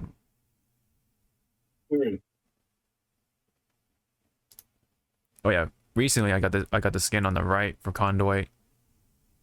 Looks pretty cool. It's like this purple/black skin. Oh, and apparently she has 3 skins. Okay, maybe the one on the right you can buy or something, and then I know the 3 you can unlock with through loot boxes. Yeah, that's pretty much the gist of it. Oh yeah, so yeah, Stormpoint is smaller, prettier, and better to play in season 19. Reduce overall size, 6 new points of interest, including Watson Town takeover. Prowlers removed from Prowler Zone, so there's no Prowlers. New skybox, so yeah, the new look. And yeah. But yeah, they adjusted what's her face? Catalyst a little bit. Wraith, Path, Rev, Vantage, got one more bullet in her alt. Newcastle can jump higher for his alt. Recover faster on landing. Yeah. That is essentially it. So I don't know if you have any comment or for Apex. I don't know if you're gonna take a gander for this season at some point. I'll try to take a gander, but because of already next month, I'll be probably not even, probably be like maybe close to mid-season. I'll try jump in. Yeah. But again, you know how you've seen how I play with my Bloodhound. I don't even know if Bloodhound is nerfed or got a buff, or how Bloodhound feels. Yeah. Yeah, I don't think anything happened with Bloodhound this season, so yeah, it's more or less the same. Or they're more or less the same. But yeah, it's Apex. It's a little more refined for pubs, but still pretty sweaty. Still pretty sweaty. Maybe because the people in ranked aren't still quite happy with the changes. I'm not too sure. But anyway, let's move on to the last bit right here, which is the movies, streaming, and all that other stuff. So let's talk about some Five Nights at Freddy's the movies, shall we? For a little bit. So despite the movie coming out with both the theater release and the streaming release on, what was it, Peacock or something like that? Yeah, Peacock. Yeah. They got 80 million over the opening weekend, domestic. That's just US, which is pretty big because that's more than Sonic 2, which is 72 million. That one didn't have a streaming release at all. The only thing that's beating Five Nights is Super Mario Brothers, of course, you know, with 46 million, or 146 million, excuse me. And I did watch the Five Nights at Freddy's. It's a decent movie too. Just, you know, it's a popcorn watch movie. Like you're gonna enjoy yourself if you know at least some of the lore. Yeah. It's like a nice little like introduction movie to the franchise, and because, you know, it made this good like mark in the, you know, in the movie biz. There's already talks of it having a sequel. Oh, already. for sure, for sure. I think so, you know what? So, you know, you do you, and then probably now we can get Markiplier in the movie. Yeah, I assume he didn't make it into the movie because no one is talking about it. So yeah, because he was doing his own movie at the time, so scheduling conflicts. Probably, likely, yeah. Hopefully, yeah. Markiplier, they gotta put him in. But I've heard some YouTubers made some cameos, so you don't have to mention it, but yeah, you don't have to mention it, but like, yeah, I heard so. A certain theorist was in the movie, and he did say his catchphrase, and that's when I was watching Peacock. I paused it and I was like, that's fair because yes, he did make a number of Five Nights at Freddy's movie videos, so yeah. And then again, like the killing, the killing, the death scenes in the movie fit the bill of like, wow, they kind of got away with that. Like there were some like kills where like PG-13, what we see on screen, PG-13 screen. Oh, okay. If it was good for the kids, it's good for the adults. Yeah. What was I gonna say? Oh yeah, I heard mixed things. So like, it's like on its own, it's not a great movie, but because of how they executed like the suits and like the background set pieces and like that stuff, it works. It works. It works. It's like a mixed bag. So like, yeah, obviously the movie of itself is not that great, but like I guess the respect of like the main things, like, you know, the animatronic suits and like the actual sets and like everything else was good. The environment was also a big player. The animatronics was like, wow, this is CGI. No, they were actually living, breathing, like functioning animatronics. That did break down a couple of times in shooting and production. Oh, okay. One of the stories is Foxy kept catching on fire. Ooh. Oh. Oh my. That's and I was like, why couldn't you leave it in the movie, as you know, like because these animatronics are super old, no one's taking care of it. Yeah. But you know. Yeah, okay. That's just me. I also I hold it did its job. Okay. I heard that there were like the first 20 minutes or something like that. This is just from somebody's opinion. That it was a great setup, but later on it kind of dropped the ball in several places. Yeah. So what some of these not complaints, but nitpicks and stuff. Nitpicks is that it does not follow the lore, but it follows it enough to give you a establishing movie lore. If that makes sense. Okay, so it's kind of like separate. It's kind of like it's separating its own thing kind of like from the games.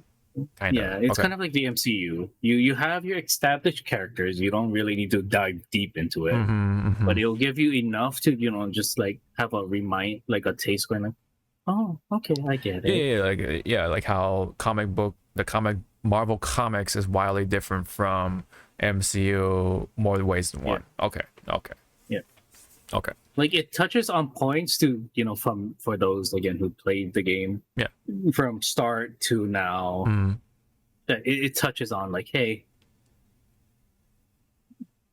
here's the already established characters. We don't need to go like a full on like 1 hour bit to give you like a backstory of who's Freddy Fazbear. It's like, no, we'll just give you like a first like 20 minutes tops of ta-da, here it is. Okay, now to establish the human characters. mm-hmm. So it's kind of like, if I wanted to say, the way they handle the human characters is like Godzilla, like Mm, Heisei era Godzilla human characters. mm. Like how they focus so much on the humans Yeah. and then the monster. Yeah, It kind of was like that. Yeah, okay. It was like beginning monster, middle. The middle is pretty much The big middle. humans. Yeah, So humans. humans, and then monster human. Right. The perfect storm, pretty much. Yeah. Yeah. Yeah. Yeah. Okay. And Okay. it's kind of also nice that the animatronics, the way they made them interact with the characters, you can see which one has like their different personalities and stuff. Mm-hmm. Yeah. And it was kind of sad with Foxy. And one of the scenes is like a character is making friends with Chica, the chick, Freddy, and Bonnie, the rabbit. And Foxy's like on the side, getting no love. And I was like, wow, I feel sorry for Foxy. Mm-hmm. Yeah, no, the Foxy He's fans. like, wow, you guys are fucking cooking him. He's like, he's right there, you little shit. Hug him too. Yeah. So she's like, she's just looking at the three, like, you guys want to be friends? And Foxy's just like looking over, like, hello, Yeah. I'm not a decoration, Mhm. Yeah, I kind of wonder. I'm just wondering more now on like how the big Five Nights at Freddy's fans are feeling about this movie. With Some say they like it, Mhm. some are, nitpicking like the smallest fucking detail. yeah, of course, yeah, that's understandable. But I want to say overall, it's, if we wanted to scale balance, it's on the good side, but with some criticism. Oh yeah, of course. Yeah, I saw the Rotten Tomatoes like split, like it was 89% like for the audience, but the critics were like 20% or some shit like that. Like so, at most 20% for critics. So yeah, it's I saw that coming. But the thing about Rotten Tomatoes with that tomato meter is that it's not so much that it is 89%. It's 89% of the people who watched it think it's passable. So we don't even know what the actual rating for those 89% percent of those individuals have for that movie. So some people say, oh, it might be a 6 out of 10, right? But Yeah. other people may say, oh, it's a 9 out of 10 or something. So we don't even know. It's very ambiguous, So it's basically 99% of people who say it's 6 out of 10 and up is, I guess, another way to put it. And also, like, some people think that Rotten Tomatoes is like the defined, definite, like if a movie is good or bad. It's like, no, Yeah, like go like just that's one watch it your source. damn self. Yeah, it's one Just watch it source. your damn self. Yeah, you can Uh-huh. watch it for yourself. Of course, I always like to watch it myself if you do feel like it, but ask a friend, ask people who actually like it, or actually liked the source material around your circle, right? Like, go ask around, like, or go watch other YouTubers, go watch, not just one person, but like, your sources and stuff like that, see what they think, right? And then, all right, averages say it's a good or bad movie, or maybe it is mixed, right? And then, oh, okay, I'm curious enough to go watch for myself, right? That's how it should work. And yeah, I have yet to watch the Mario movie, so I need to do that soon-ish. It sucks.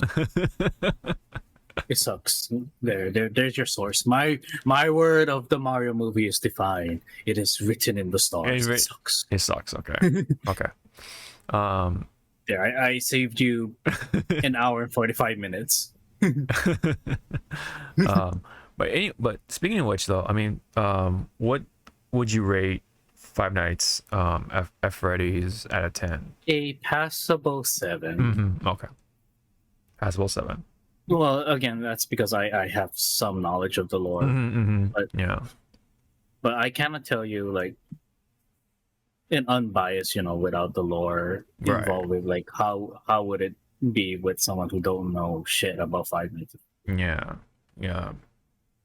I'm just wondering, like, if they even did the fan service right. Like, did they, wow the actual fans, the ones who? I mean, well, yeah, the hardcore fans. I don't know. I guess for like some hardcore fans are happy that it is actual live animatronics instead of just full on blown CGI. Yeah, I can imagine that. Yeah. The environment, it fits the ambiance and stuff of what Five Nights at Freddy's. If you were to just go into that pizzeria stuff. But for me personally, I wish they just kept it more in the pizzeria and more scenes in there instead of like keep like here's the scary parts. Okay, let's go to the bright shiny world outside with the humans. It's like sometimes it's like my eyes were like trying to adjust. It's like, okay, we're going into the dark section. Okay, light section. Okay, gotta adjust the damn eyes. Yeah. Okay. But 7 out of 10 point being. So. Okay. Yeah. Okay. Passable. It's a passable movie. Okay. Yeah. All right. Maybe I'll give it a shot at some point. On my own time, but we'll see. Yeah. Especially as someone who kind of vaguely recognizes the lore a little bit, but I'm more definitely a casual movie watcher in this situation anyway. That's it for that. Oh yes, the Kang stuff. Okay, so there is it is reportedly that Marvel execs have begun to reconsider, according to Discussing Film anyway, on reconsidering focusing on Jonathan Majors' Kang for the next saga. They're now discussing their backup plans, including pivoting to Doctor Doom, instead of being Kang, the Conqueror. Too early. It's too early, but let's say how do you feel about Kang the Conqueror, and like, do you feel from what you've seen that he has his place, or do you feel like it should go to somebody else? It shouldn't go to someone else already because they already established what he is and what he's doing thanks to Loki and Ant-Man. Oh, and okay. This is just me already just looking at Disney Marvel to be exact. Yes. That it's just a PR stunt to rile up the fans. Okay. And also some people are saying that, it's because the Jonathan Majors court case is coming up. It's like, what? I mean, it's because recently of a judge, a New York City judge, overthrew the original hearing, saying that, no, we have to have this court case because it's a man, he abused women, but again, we saw evidence that other way around. Yes. Okay. So he's still going to go through the case. He's still going to go to court, even though there are already evidencing that he didn't do it. But I see. That judge is particularly wants to rehash probably their glory of trying to do a be that judge to proceed over a Amber Heard and Johnny Depp kind Yeah, of case. that makes it's sense. like, oh god, They it's want like to here we go again. You want your 15 10 minutes. seconds of fame. Yeah, 15 minutes of fame. Yeah. Okay. Okay. That sounds something that could be definitely be possible. Yeah. But again, this is like this is in the middle of the multiverse saga, and you're just saying, oh yeah, the new villain is now Doctor Doom. Is like, wait, what? You already established this guy already. Yeah, there are. And Yeah. you're already pivoting to Doctor Doom. It's like, so okay, one, we had zero mention of Doctor Doom anywhere in this saga arc. Mm-hmm. Kang already put his foothold into this. Yeah. And it's just, if it's just because, you know, the whole trial with Jonathan Majors is like, well, that's pretty much dumb because, yeah, this is supposed to be multiverse saga, Kang's repertoire, you know. Yeah. Yeah. For Doctor Doom, I can see him coming after the multiverse saga when they soft reboot the franchise. Mm-hmm. Mm-hmm. I But guess you just slap him right in the middle. It's like, no, just calm down. one. Like that. Calm down, Disney Marvel. Yeah. I'm not the comics expert or anything like that, so I have no idea like who's like the main villain for this saga or this comic book thing or story or whatever. So apparently it says, according to Luke Flux, it would be a good way to deal with the issue. Doom was the villain of the Secret Wars storyline that merged the 616 and the Ultimate Universe. Imagine if we got introduced to Doom before Secret Wars, they set up Kang, and then Doom just kills him and takes over. So Let's see, that's the same thing where we're running in. It's like, okay, next Avengers movie, which is Kang Dynasty. Let's highlight and we'll call it Kang Dynasty. mm-hmm. To which that, yeah, you can put them in there, but again, we had zero like build up for Doctor Doom, and if you just put him in at the end of Kang Dynasty and just say, yeah, here's Doom, it's like, I mean, yeah, he's a household name at this point, but then for non-comic book fans and whatnot, they're gonna be like, what the fuck is this? Mm-hmm. Yeah. And yeah, Secret Wars is supposed to be the Avengers movie at the end of this multiverse saga to do the soft reboot. The soft reboot, yeah. Yeah. But and like there's so much happening, which is also on fault with Disney Marvel, the pandemic that threw off a lot of release. Mm-hmm. Yeah. And then it's kind of like with Loki right now, trying to be that rickety bridge that's trying to, you know, connect what's happening with Ant-Man to the Kang Dynasty. Mm-hmm, It's working, but because, you know, of it coming out after and during the pandemic, it's kind of like, it's very rickety. Like, you gotta watch your step. Yeah. You're Yeah. gonna trip and fall. Yeah. Yeah, I haven't kept up with the Marvel stuff in a hot ass minute besides Secret Invasion and stuff like that, and like oh, what was it? She-Hulk and all that, Miss Marvel. I haven't watched any of the new movies. Like I haven't watched Black Panther 2 yet. I haven't watched the new Ant-Man yet, or newest Ant-Man rather. And hell, I mean, of course I'm gonna miss out on the Marvels for a while because I'm not gonna go to theaters for that movie, you know. So or any movie for that matter. Still, it's it's really been hard to say like what's like the glue that's holding this together at all. It's just there's no confidence behind it, it seems like, for a number of these projects.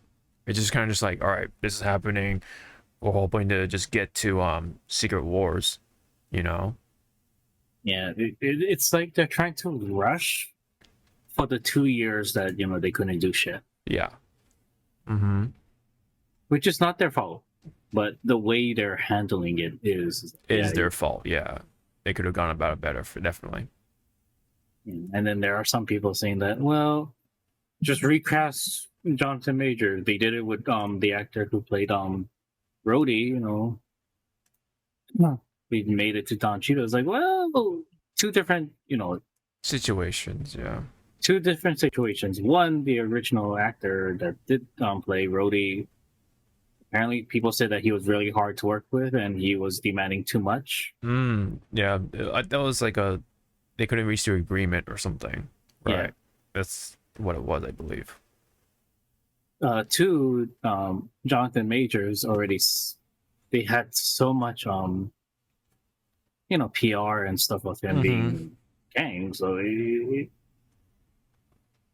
it's kind of like Disney Marvel backed themselves in the corner. Yes.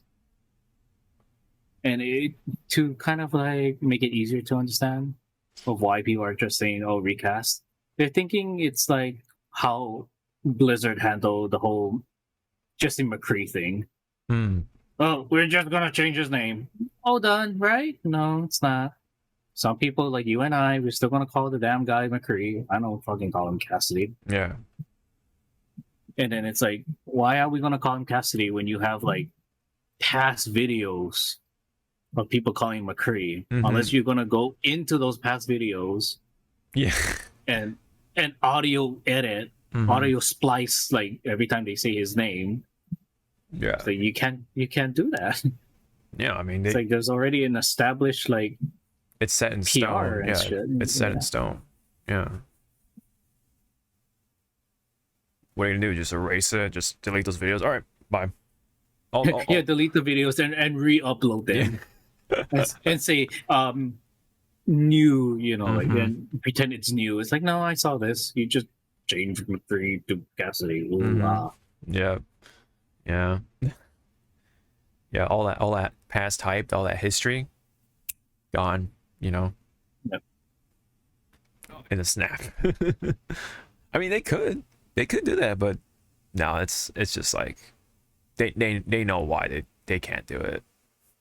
It's like, yeah, they kind of back themselves to a corner also in their own way. In that Blizzard fashion. Yeah. For me, like, I haven't watched enough of the new Marvel stuff for me to really care about Kang. So I'm just kind of like super indifferent about him, even though yes, Kang is supposed to be a big fucking deal in this part of the Marvel Avengers saga or whatever, or should I say MCU Avengers saga. But I'm just like whatever, super whatever right now because I'm kind of like pretty much taking a break from the MCU stuff. Like a whole lot of people are.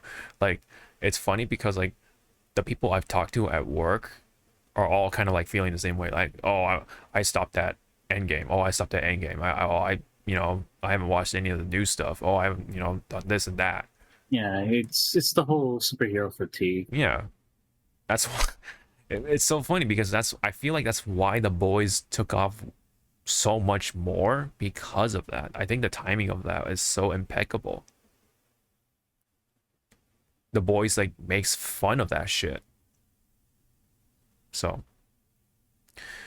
it's superheroes are still around. It's just like, well, I think it's just Marvel fatigue. That's just what it is. MCU fatigue. That's really what it is.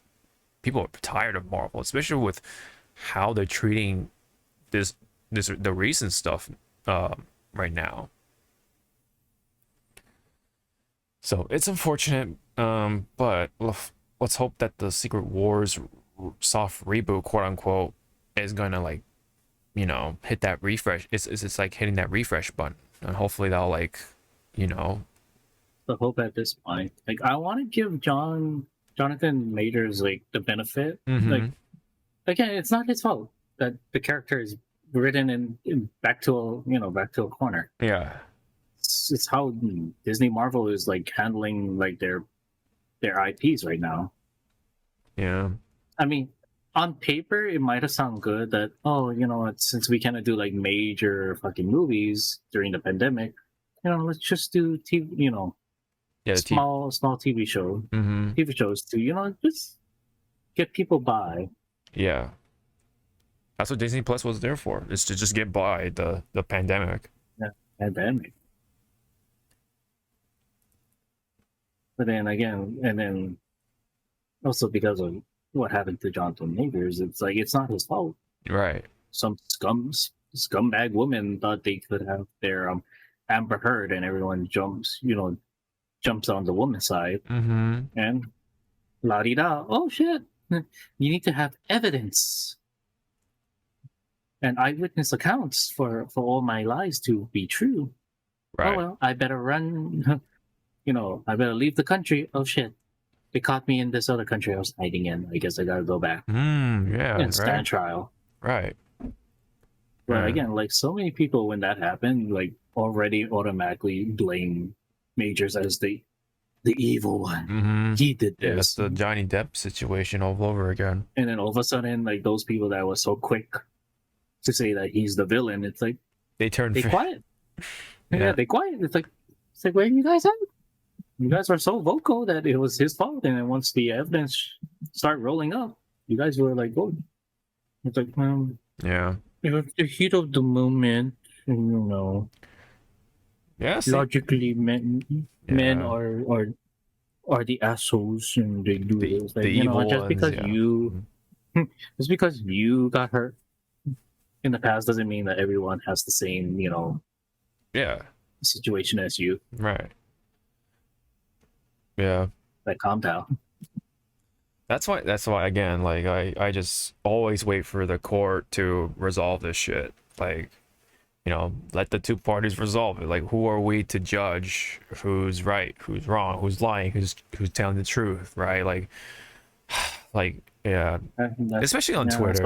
Especially Twitter. The whole cancel culture thing is so stupid. Like I just over the years I came to realize like this whole like cancel thing is so stupid. Are there exceptions? Of course, absolutely, but Yeah, there are exceptions, but for the most still, part, like, the whole yeah. cancel culture of them like just already being judge, jury, and executioner, Yeah. and then it's like, and once the dust settles, it's like, oh shit, Mm-hmm. you mean this guy was innocent all this time? It's like, yeah, but you were so your head was so up far up your ass, Mm-hmm. and then now you're trying to save face, going like, with recent new developments, it's like they don't even sound that they're sorry. They're just trying to like, Yeah. how would I supposed to know that this guy was innocent? Blah blah blah. It's like they were pumping out like evidence, not suggesting, but showing that the other party was at fault. You Yeah. just refused to see it because you were like, oh no, Yeah. they're just trying to ruin them because of this. And It's that. Like, no. yeah. It's just as simple as the case of what do I have to lose while they have so much more to lose than I do because they have the fame, I don't. Like it sucks. It's the tired like keyboard warriors. They think they're doing good, but no, it's like you're actually destroying people. Right. It's yeah. You're like taking away the actual genuine sort of like credit of whatever or whatever the term is for the people who actually are going through it. So that means if let's say a woman comes out and says I'm actually going through this, what do you think the people are gonna react like, right? Oh, because this happened recently, she could be lying too. But what if she actually is going through that situation and is trying to gather up evidence? But because this person, was a woman that lied recently about this strikingly similar situation, people are just gonna assume that's going to be the case, right? Just like in the past, it's always been the dude or it's always been the man that's the abuser. that's why people just automatically assume, oh, it's the man that abused the woman or whatever, right? You know, same shit. But then lo and behold, What? it's not. It's not only a one-sided thing, or Women can be violent too. Wow. You know. Yeah. And I was like, what a concept. Mm-hmm. Are humans just violent creatures? Our humans are just assholes. Yes. Yeah. You know, see, so kids, maybe this is why aliens don't want to visit Earth right now. No.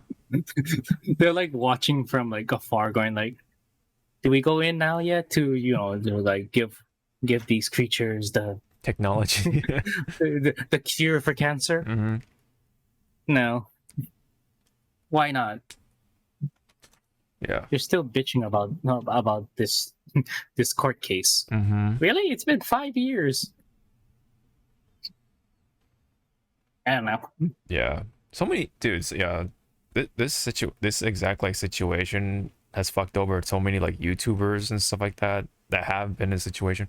You know, it's just like, again, like I'm saying, like, because they have more to lose than the lying sort of victim, right? Like the perpetrator, right? That's why they do it. They drop that, like, they poison the well. And so, like, now you're kind of like, oh, is this water safe to drink? Even though they filtered out all the poison, you know what I mean? Like, It's like, is this safe to drink? Or, again, like, the people that just goes full on, like, no, him bad, she good. Or, right, yeah. she bad, he good. It's like, calm down. Mm-hmm. It's like, unless you were physically there, Yeah. witnessing the stuff, all you are is speculating. Mm-hmm. There's no concrete. Yeah. Opinions, okay, you can have them. Have your opinion. You could say who you think did it, but you can't say who actually did it. Right. Yeah, or you cannot say like your opinion is the Defying, yeah. Yeah. Yep. That's how the world works though nowadays. Sucks. But again, like with the whole MCU, it's like I'm still giving it a chance. Mm-hmm. It's just that for me, yeah, I'm superhero fatigue. But guess what? For me, I'm watching other shit to kind of like, Yeah. keep my mind off it. Yeah, like kind of like keep your palate like excited, I guess, for other stuff. Yeah. Yeah. You know, yeah, of Like course. for anime, I'm happy I'm getting a season 2 of what was it? It's an isekai. Mm. And yes, okay, isekai is another Oh, another fucking like thing. Like, holy shit. Oversaturated, dude. If you think the MCU is giving you fatigue, fucking watch isekais. Isekais. You will fucking die Mm-hmm. after your second one. Yeah, anime is also another like fatiguing thing too. There's so much of it, man. There's so much of a lot of shit. Video games, anime, movies, like let alone MCU shit. Campfire cooking in another world. I heard about that. Yeah. Skill is having a second season, and I'm so happy about it. Okay, cool. I get to see the two dads and their son. Yeah, I haven't really kept up with any new anime other than just One Piece. Yeah, and then I'm about to finish up the anime for Attack on Titan tomorrow, or not tomorrow, excuse me, on Saturday. We're gonna have an actual like watch party for the final episode, which will be interesting. But yeah, I haven't done much for new anime stuff. I have honestly no for sort of motivation right now to like start up any other new anime for at least for a hot minute. You know, I'm just Oh shit. yeah. Speaking of anime, that I didn't know that it was back up. Goblin Slayer season 2. Oh, is it just out? It came out on the 6th Oh of shit. October. Oh shit. Damn. See, like some animes, you think will have like good PR to say, "Hey, season 2 is out." Nope, this was it. I totally forgot. in the dark for I me. totally forgot that Goblin Slayer came out with that shit. I haven't. Is it gonna bring up the dumb people going like, "Goblin Slayer is too violent," blah blah blah. Look at this! This scene. You will never see this in old animes. Hey Berserk, how are you? Mm-hmm. Yeah. How's those scenes, Berserk? How's that horse scene? You know that Horse. famous horse scene? How was that? Hmm. Yeah. Yep. Anyways, we're joining on with media. There's so much media. Media is poison. Yeah. It's a very addictive poison. It's like alcohol. Alcohol, man. That's what it is, man. Or it's like soccer, because this man needs to watch his second season of Captain Tsubasa. Oh. All right. Too bad there's no second season. Too bad there's no second season of Keijo, because unfortunately the publisher and the author has had very interesting relations. History. Relations, history. Yeah. And PR stunts. Yeah, which is unfortunate. Very fun anime, very silly anime, but it's an acquired taste, to say the least. Yes. All right, last one is a meme. Yeah, what is this beautiful meme with Triple H? Yeah, with Triple H, he's he's talking, right? He's talking on the mic. He's running. He's running. The venue, hyping everyone up, and then all of a sudden, it's the thing where he turns around to like somebody's wrestling theme. Like, oh shit, somebody's coming. He makes that face, but it's just all I wanted. Mariah Carey On the top rope. What if that was actually her wrestling theme? If she was like a guest wrestler for like one night? All I want is for Christmas is you. Imagine. And then you just hear Jim Ross. That son of a bitch! Oh my gosh, she's here! Stop the damn match! Stop the damn match! Oh, Christmas is coming! Christmas is coming! Oh, Mariah Carey's talking! God. Oh, she's talking! My God! My God! Oh no, not the Christmas tree! Not the Christmas tree! No. Leave the Christmas tree alone! What did it do? What did it ever do to you? As Santa is my witness, that man's broken in half. Oh man, Jim Ross, thank you. he is a treasure. He is a treasure. But yeah, I thought this was really funny because the imagination just runs wild, right? Like just imagine the pop that the crowd would just produce if it all kind of lined up together. Triple H talking shit. And then you hear this, and on the Titantron, and then you just see Mariah Carey just walking down with a wrestling gear, and she actually does wrestle, like actually, does her shit, right? That'd be so cool, so funny. For me, that's gonna be my reaction once my store starts playing fucking Christmas songs. I'll be like, it's like no. It's not yet. I had to walk into a store today or before I came back here from work to because it was like a refund for Amazon, and yeah, believe me, the Christmas stuff is already happening. No kidding. They already have the Christmas shit set up. They already defrosted her. She's out of her prison. Yep. She's gonna bust out the Christmas music, man. somebody out there is trying to find Kuzan to go like, can you put her on ice again, please? Yeah. He's on his bike in the middle of the ocean. Does your Home Depot blast the fucking Christmas music like long time until?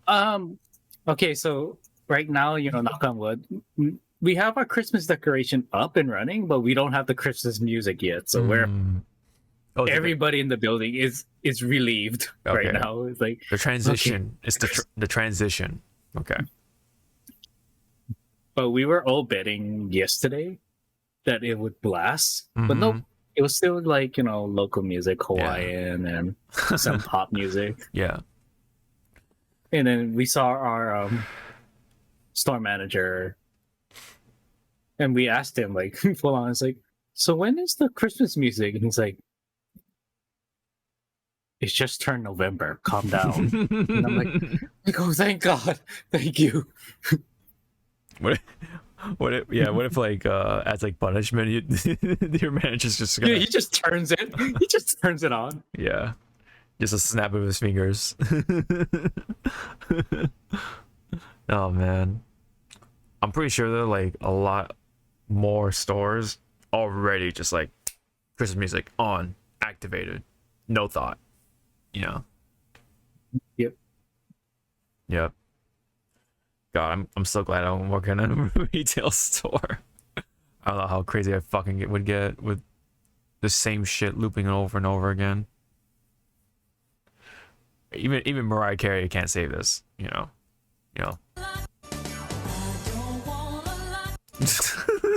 I love Triple H's face when he turns around. It's like that's what you do. That's what would you do? Like that. What would you do? In a situation where Christmas music just blasts as somebody's entrance music. It's too good. It's too good. It's so simple but too good. I kind of wished this editor put the what do you call the reverb for like the stadium or whatever, like the arena reverb. That would have been perfect. That would have been just hit it out of the park. But yeah, I love the idea though. Yeah. All right. Well, we managed to stretch this out to almost 3 hours. Well, good. Yeah. Yeah, a good portion. Yeah, good. Yeah. So that's cool. That's it. That's it on my end, at least on this docket. Was there anything else you wanted to like chime in before we wrap it up? Like a Christmas present? Guess for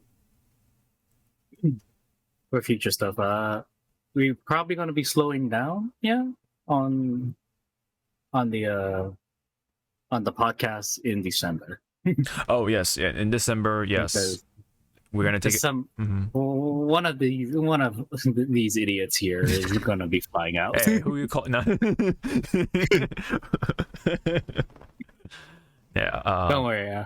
I'm flying out to California to be with Hawk to celebrate our I don't know how many years of anniversary together. Yeah, sure. If we actually go by when the Hypecast started, it would be 8 years. That's crazy.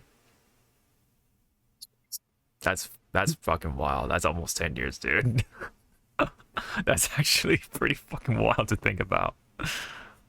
8-year anniversary. Woo! Yeah, we're gonna go to so many places. There's Disneyland, there's Universal, there's No, take me to Knoxbury Farm. Knoxbury Farm. Please, thing. Yeah. Thank you. Yeah. I'm kind of tired of Disney after I've been there for like all the time I go to Florida. Yeah. But anyways, yes. December is where we kind of take our like big break because Zawa goes on vacation to the Sunshine State and yeah, to the retirement home state. Yeah. Yeah, kind of. Where you leave your grandparents. It's like we're gonna go to Florida to visit Sure. Mhm. Yeah. So yeah. We'll take the big break there, and then when is yeah, so also probably the same would probably happen with Thanksgiving, I think. Right? Maybe. It depends. Because it's on the Thursday, which Thanksgiving. is fine, right? But we never Yeah. know. You never know. I don't know. We'll see. We'll play Yeah. it by ear. We don't know if we're gonna be comatose from eating Yeah. so much turkey and stuff. Yeah, so we're gonna be comatose for 2 days after eating turkey. That's what happens. No. We'll see. I mean, you never know. We'll try to do our best to get back on track, do as much as we can before December, and then yeah, I don't know. take a big break. I'm worrying about Thanksgiving on my work schedule. I just gotta. Yeah. Luckily for us, we actually do government holidays quite a bit, so I think I should be fine. Yeah, when it comes to Home Depot though, I don't know about that. I'm just like looking at Thanksgiving is on a Thursday. Yes. And then there's Black Friday, and then there's Cyber Yeah, Monday. that's the part I'm looking at. Oh It's my like, god, I'm gonna hate Cyber Monday so much. Ugh. that's why I'm looking at. It's like, oh shit, am I working on Black Friday? Please say no. Please say no. Please say no. Please Yeah. say. I'm working on Friday for sure, and then Monday, yes, for sure. Ugh. Oh, look at this! I'm not gonna show you, but look, I am off on Black Friday. Oh, Nice. oh. And then But if they call me in, I'm gonna be like, ring, ring, ring. it's like, it's like, can you come in? I'm comatose. This is a recording. Yeah. He's like, okay, bye. Mhm. Yeah. But yeah, I think I might buy one thing maybe two things from Cyber Monday. Oh yeah. I'm probably gonna buy one new SSD for my rig, so I can transfer everything that's on my HDD to the SSD, because that's the only like original part of my rig. From when I started to do like PC gaming, Gotcha. HDD is my like last original part, and even my friend who built this rig for me is like, when are you gonna change out that part? It's like, you know what? Shut up. Mhm. Yeah. How big is that SSD you're looking for? Two ter. Oh, let me see how much a 5 terabyte is. Oh my shit. Is there a 5 terabyte SSD? There probably is. It's for, I don't know. Well, there's a 4 terabyte. That sounds more Yeah, typical. it's only 4. It's a 4 terabyte. For how much? 200? Okay, I don't know these brands. Crucial and Silicon. Oh, Crucial. they're Crucial, about- I know. Yeah. Okay, the Crucial one is 214, Okay. and That's the where- Silicon is 184. But I'm gonna stick to the brand that I know, and that's Samsung. Yeah. I know Crucial though. I know because I think the RAM that I've gotten in the past is Crucial. So never had any problems with Crucial. At least with RAM anyway. Their memory sticks. Yeah, I think I'm just gonna stick with Samsung solid state drive. Yeah, that sounds fair. 4 terabyte for $204, but that thing might drop during Cyber Monday. Yeah. I'm trying to actually consider getting a pair of like these like special headphones where they actually don't, like, you don't wear them over your ear, but you actually wear them on your temple, and they like vibrate your like your skull essentially, and that's how you get your Oh, so sound. so this is your first step of cyberpunking your ass. Maybe, yeah, you know, I play Cyberpunk. You know, what can I say? What can I say? he wants some Johnny in his head already. He wants to wake up and see him like leaning over. It's time to wake up, samurai. Yeah. I forget what they were called. They've actually been around since the 80s, believe it or not. It's not brand new technology. Like vibration, earphones. Good vibration. I love that song. Yeah, bone conduction headphones. That's what it's called. Yeah. Bone conduction. Or earphones, excuse me. Same thing. Bonehead. Yeah, they're called shocks. That's what they're called. Shocks, whatever it is. So yeah, they essentially like vibrate your parts of your skull to like get the sound or something. It's not like brrr, like obviously, because it's not like super bassy or anything like that. It's It's like it's massaging your head. I guess so so. to speak. I guess so. And because of that, it's actually like you can actually hear people like calling you and stuff like that, like, hey, you know, or like stuff what's going on like outside, or when you're at the gym, like you're not like, you know, people don't have to like repeatedly say your name, like, hey, you know, are you done with those weights, you know, whatever. You can actually hear stuff at the same time, hear your music, which is actually, you know, kind of wild. So I'll probably wait for Cyber Monday to do something about that, hopefully. It's a very interesting thing of electronic. Yeah. So this is what it looks like when you wear it. So yeah, see, you see how it's like in front of the ear instead of in the ear like that? Yeah. And then yeah, it basically just vibrates your head. That's all I'm thinking of. Was like, Johnny. I can hear everything. Yeah. Yeah, you can wear it while you're running. They're waterproof. Apparently they're outstanding sound quality.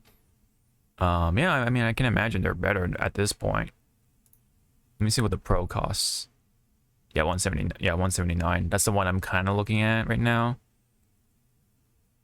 Probably like black. Yeah. All the other colors kind of eh. So, anywho, that's all I got for reals. So,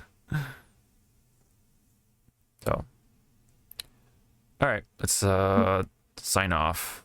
We're getting close to the actual 3 hours now, so thank you very much. We'll try to be back for next week, which is the usual Saturday schedule, instead of this odd Thursday recording. So yeah, but anyways, for anyone who passed by, thank you very much, and for anyone who watches on YouTube, thank you very much. When this episode comes out, yeah, on what, Tuesday or whatever, yeah.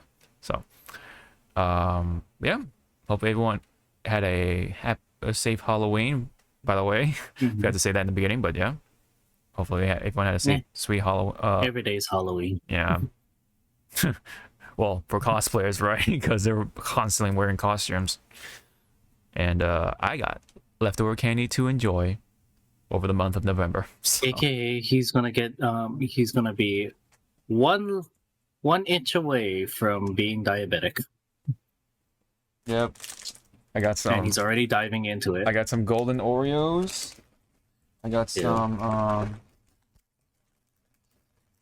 Reese's. By the way, he went undercover and stole these from like little kids. I mean, I would too. I also got the marshmallow like flavored like Kit Kat stuff right here.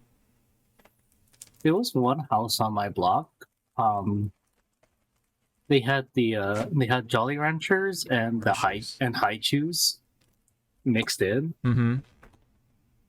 And what's funny with my niece and nephew, they brought in like they didn't know what costumes to wear. Mhm.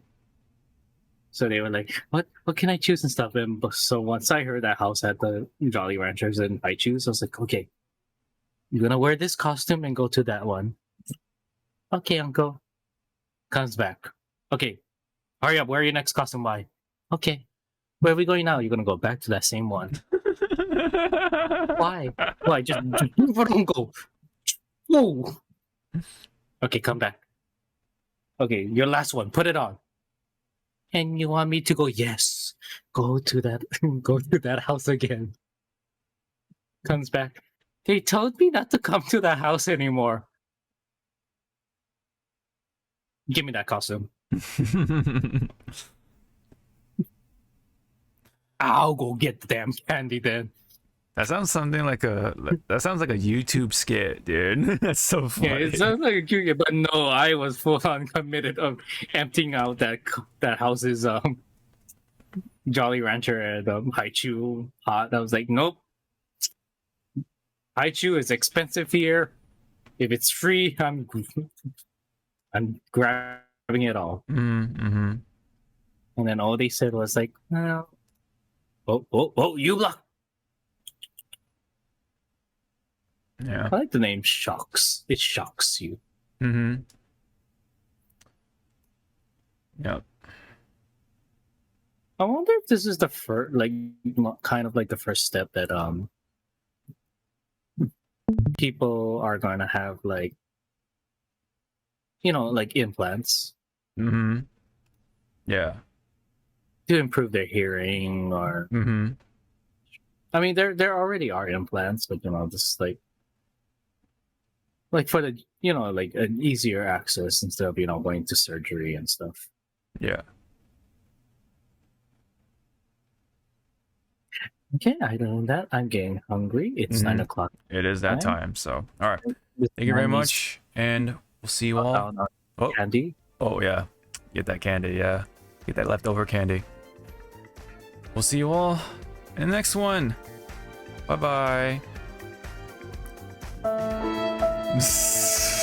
are you saying? Wrong one, right? Why you That's the wrong one. What you said? I was like, wait, because I wasn't paying attention. I was like, it's the yo. We're gonna hit the yo. Sad. Oh, I screwed it up, didn't I?